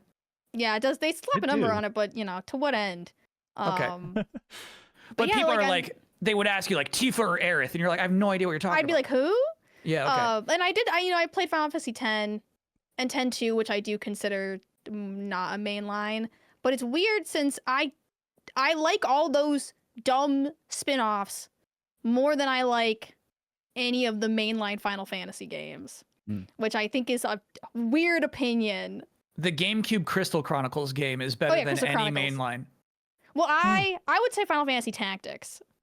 Okay. Final Fantasy Tactics, For sure. the advanced, the GBA version, is still one of my favorite games. And it's like, that's such a weird opinion to hold. And I also like Final Fantasy 14 more than I like any of the mainline Final Fantasy games. Although it does have a number attached to it. But yeah, it's weird to hold these opinions. And then everybody in gaming has their like Final Fantasy game, you know, and then you guys fight. Oh, it's 7. Oh, it's 10. It's 9. It's 8. It's 5. It's I. Who gives a And it's like, and then in my free corner, I'm like, mine's like not actually even in the list of mine. Mine is numberless. Mine is Final Fantasy Tactics Advanced. Like could I'm not over be here debated. with my weirdo opinions. Yeah, because Tactics Advance is actually a whole different game from Tactics, right? It's similar, but it does have differences. Like Yeah. at the core, they're the same, but Advance is a little more like fantasy based. The story isn't so like politics and like the harsh realities of life and living. Does it am I misremembering? Does it have like a setup where it's like contemporary kids playing a game? Like they're Yeah, the playing Final entire Fantasy? Okay. like thinking about Final Fantasy Tactics Advance is like you're a bunch of kids and you get sucked into this storybook world, right, okay. which is evilist. And then it's like you have some of the kids want to go home, some of the kids want to stay because their life is better there. And then it just becomes sort of like, am I the bad guy? Because like I'm trying to go home.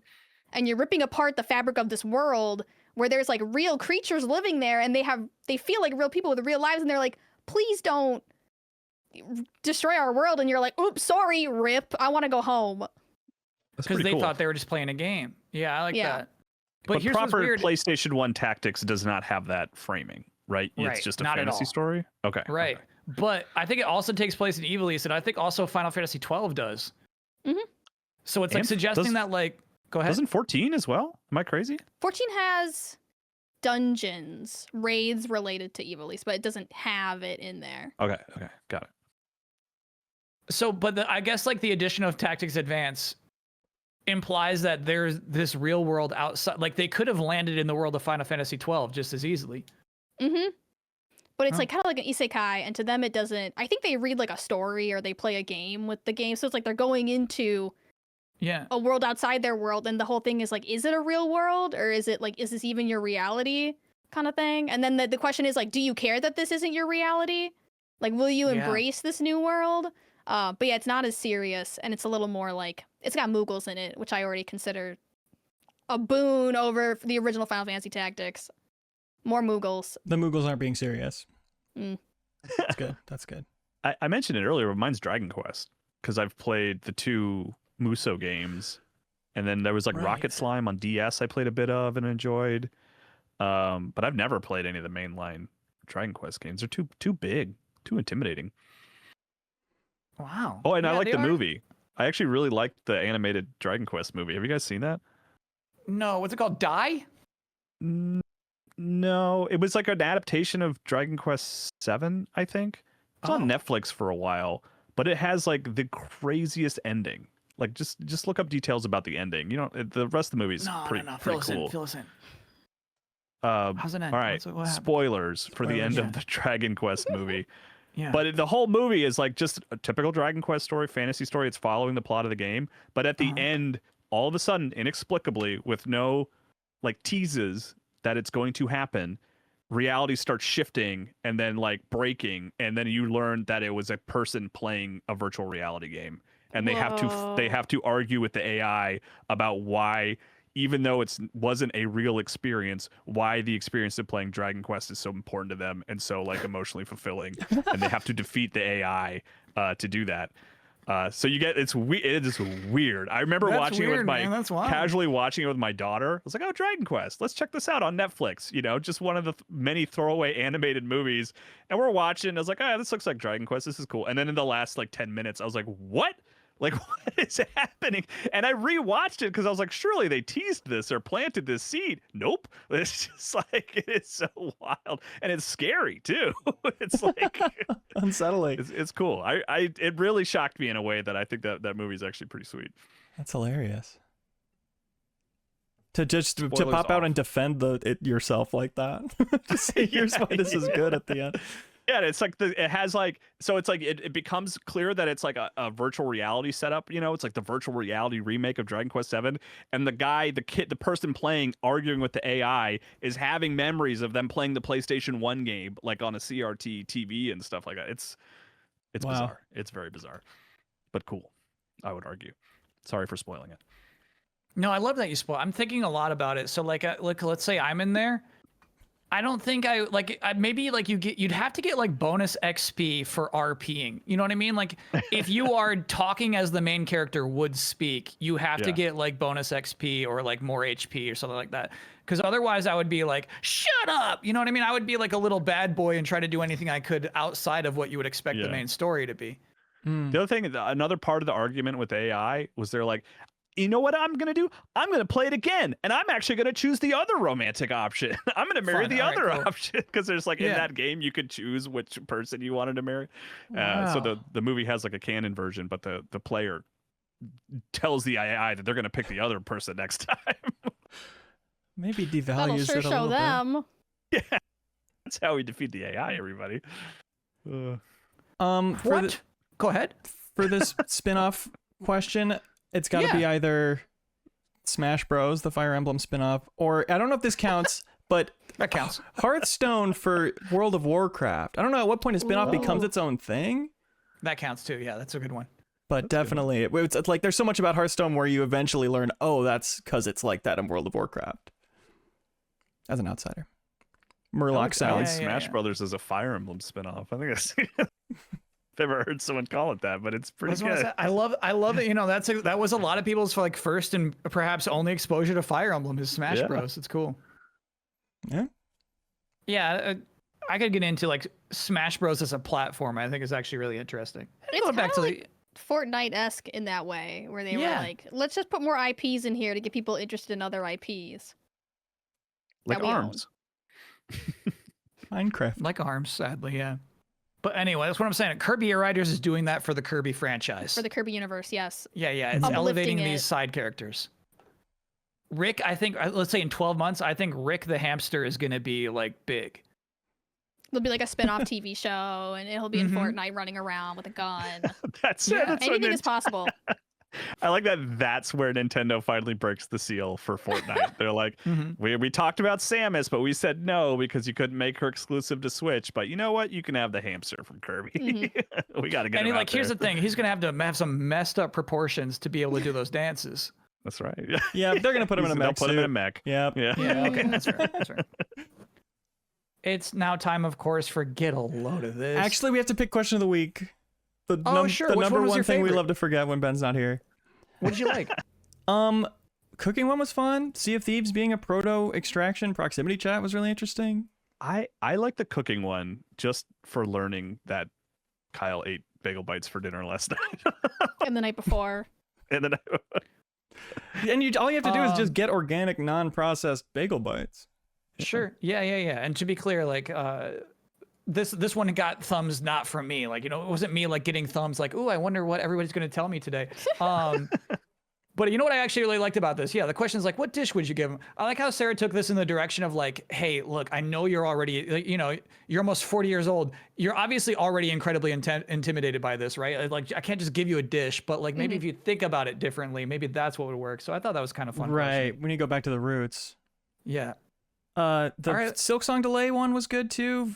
Thing you're on the verge of getting into. Just want to shout those out, but we can definitely pick cooking. These are all great questions. Great questions this week. And Sarah, shouts did you out have a preference? I really liked the proximity chat just because I didn't know that Halo 2 had proximity chat. So that was an interesting history for me. Yeah, and you're so right, Kyle, that it does pop up as this is a new thing. yeah. But it ain't. But it ain't. Gotta remember our roots. I'm sorry, as host, I don't know which one to give it to right now. I feel like we got a lot of split votes. No, usually Ben picks for me, so I don't. I can call him. We need a tiebreaker. Yeah, Yeah, I call don't think him he's up. busy. Okay, all right. Here's the thing. I honestly, I feel like we were kind of like leaning into the food one early, and I feel like I can't take that record away from Jonas Schlotterbeck. Sure. Yeah. You know what I mean? Like I would. They already got really I'm excited. imagining Jonas right now thinking like, "Ooh, I got it," and it's like, "Oh, now they're thinking about other questions." You know, I don't want to take that record. That away. would be scary. Yeah, we want to resolve that yeah. positively. Okay. Shouts out Jonas But we will Schlotterbeck. say, all great questions. It was hard to pick. It was hard to course. pick the best one. Yeah. Totally. Perhaps now it may be time for get a load of this. I'll kick it off with the community one that I got really quickly 10 minutes ago. Beefcake shared an article from consequence.net. Macaulay Culkin has changed his middle name legally to Macaulay Culkin. Thanks The to Mario situation. Exactly. Thanks to a fan vote on his website. Gotta make a mental note to check that out. His name is now Macaulay Culkin. Good for him, man. Good for him. Proud of him. I don't know what to make of that story. I don't know how to 'Cause here's unpack the- that. I'm like rooting for this person, right? You know what I mean? Like Macaulay, he's like my generation. He's my guy. You know what I mean? Yeah. You want him to succeed. Child actors get a rough go. I feel like his community really let him down. He could have had a really cool middle name, and they went for the joke. They could have gone with I Home think I'm Alone let guy. down by the community. Sorry? They should have gone with Home Alone guy. Macaulay Home Alone guy Culkin. No, so like, imagine if it was like Stiznax. You know what I mean? Like he could have been Stiznax. I like Home Alone guy because you hear Home Alone guy and you don't even think Macaulay Culkin. That's Home Alone boy. That's Home Alone child. It's like, who's the guy in that? You know. What if his middle name had been Kieran? Again, I feel like that would be the community letting him down. That's rough, man. Shame on you, Macaulay hey, Culkin community. Get a load of this. The third Now You See Me movie is out, which they finally called Now You See Me, Now You Don't, I believe. And director Ruben Fleischer, who did not direct the first two movies, but directed the third, was in it being interviewed about elements of the movie. And he had this quote where he says, I had it ready to go. Not to disparage the past movies. And he was talking about whether they actually have like real magic tricks in them. He said, not to disparage the past ones, but a YouTube video I watched was asking the question, are they magicians or are they sorcerers? Which, of course, is a video that Leo Vader made, which is nuts. That, like, you directly influenced elements of Now You See Me, Now You Don't. You changed the course of I that know. movie's future. He apparently That's wanted to make insane. them really provably real magic tricks because of that, which Jacob Geller, who saw the movie before that came out, said he was very surprised that there was an effort to do that. So but- he do as I was it do as Will I you make say, a not as I follow-up do? video now? Like, will you you know, At some reprise the point, role and yeah, at some point I have to, and certainly that'll be ride the mentioned in coattails it, of it. which is very fun. Like so Which, by the way, surreal also and silly. bonus get a load of this. If you haven't watched Leo's Now You See Me video, it's fantastic. I had after you shared that, Leo, I watched it again, and it's so fun and so funny. Thank Great you. work. Thank you so much. Yeah, that's hilarious and so strange. And I'm finally seeing that That's movie this awesome. weekend with my dad, as is our tradition. So we'll see how it is. See if your name is like consultant in the credits. Somebody sent him in the Mm. special thanks, and I didn't know if they were joking, but I will be I'm watching. curious. What? That would be so cool. I can't imagine. Somebody else said they sent their friends with one of the magic consultants, and they sent him the video. Oh, Which really? would also be funny. I don't like do a good like I'm not a scientist. I don't know. They'd be better off watching some kind of magician, I think, break down these tricks. I think the takeaway is your incredulity, right? Like the takeaway is like, yeah, you know what? We took it one step too far. Mm-hmm. Yeah. So, you know, the idea that you're not an expert is like what makes the video good. Sure. Thanks. Also, the writing and the personality. Thank you. editing. Yeah, that's a nice part of it too. I do like that he specifically mentions like stopping rain is like the line. You know, it's like we're Yeah. not going to try that again, which that being a big moment in the video is. I mean, that is pretty egregious. That if the common person can say, I don't think this is a magic trick anymore. Yeah. I'm excited to see it.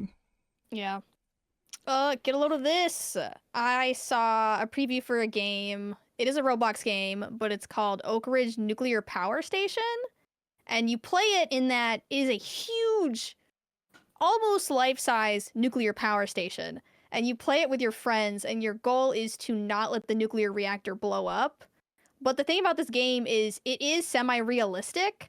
So the walls are just covered in flashing buttons, and there's knobs everywhere. And the only way to sort of figure out how to stop it from exploding is to read very, like, I don't know how to say, very, like, advanced manuals of, like, basically everyone has a role, and you have to read a manual and understand what your station is.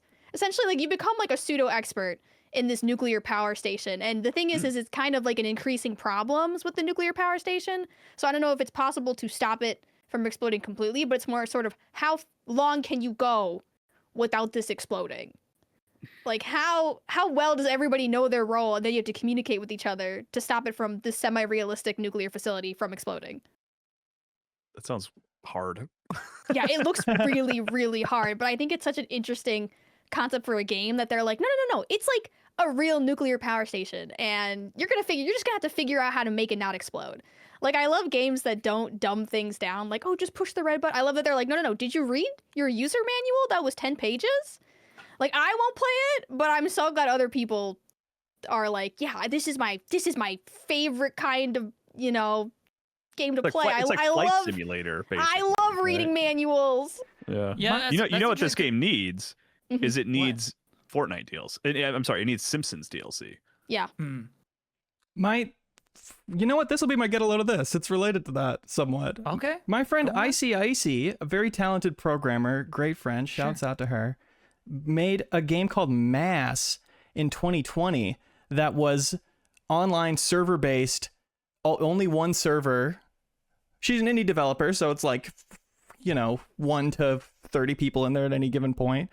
And it's this giant reactor with all these different little mini games you have to do, kind of like the hatch in Lost, a certain amount of time to keep it up. And you have to actually do this to keep the server online. It's the reactor that powers the game. And people kept it online for weeks, like weird. That's taking cool. shifts of I'll be in there at this Yeah. hour to do this mini game. And then one morning at 9 a.m., somebody like missed their shift and then it shut down and it's not online anymore. That's crazy. The stakes were real. That sounds Yeah. so cool. Yeah, Yeah, that's awesome. She's a very experimental developer, very brilliant mind. Shouts out. Wait, so is it? How would we even? You can play it. You can look Find at the itch.io page, but it's not Okay. playable anymore, and it has a little eulogy at the exploded. top. Yeah. That's a eulogy. That's so Oh, beautiful. Actually, I love that's really games cool. like that. Yeah, that's nuts. Couldn't exist elsewhere. That's really fun. Get a load of this. When I'm doing a road trip, I like to go to gas stations and search for candies and Mountain Dews you might not otherwise find. I Dinner, found right? the best of both worlds. meals, Yeah, fuel. Mountain Dew Trolley. Trolley? It is gummy worm flavored Mountain Dew. Okay. Zero sugar. So it's good no, for there's you. sugar. It says Oh, zero it sugar, does say dude. lemon. It does say zero sugar dew. Huh. But what's sugar do? Like, is there sugar, but there's no sugar do? Is that the legal thing? Typically, I avoid the zero sugar because you're just gonna get something way worse in there. But yeah, all right, that's zero sugar dew. Haven't taken a sip yet, but it's just really appealing packaging. So just get a load of this. It looks cool. Can you sip You it want to do it now? live? Yeah. It was it cold chilled? at the beginning. I mean, I'll take a sip. Yeah. I'll take a sip. He knows how to play the crowd. You guys want me to take a sip? Ooh. I guess. And this is room temperature Mountain Dew.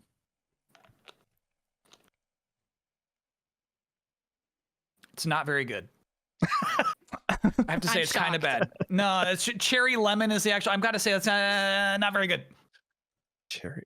Okay. And it was kind of Everyone's warm, to be fair. It was a little warm. I'll have to put some ice in that, but Be otherwise, fair to yeah, it. You've had dinner now at least, so you've taken Yeah. care of that. So the get a load of this is like this thing exists. I'm not saying like buy it and take a sip, but like isn't it cool this thing like a gummy worm flavored Mountain Dew? That's neat. I feel like Mountain Dew is one of the weirder companies that is always sort of like releasing those weird flavors just for the sake of it. And it's like, I want to know how much. What's the Mountain Dew universe like? Like, what's the community like? Like, what's going on back there that they're like, oh my god, the fans are gonna love this trolley one. They're gonna flock to the stores. Every year they have a mystery candy flavored for Halloween. They skipped it this year, and I have to imagine there is this like sub community, this Discord, right, who is really livid about it. I'm pissed Trolley's doing marketing deals with everybody but us. I know. Get on in here. Get on in here. We want to eat your snacks on stream. Trolley? Before we conclude, it is time for Who Was The Twerp? Yes. Unfortunately, it was Sarah who lost. Thank you, no thank you. Just by the nature of losing the game, you are the twerp. But I thanked Nintendo.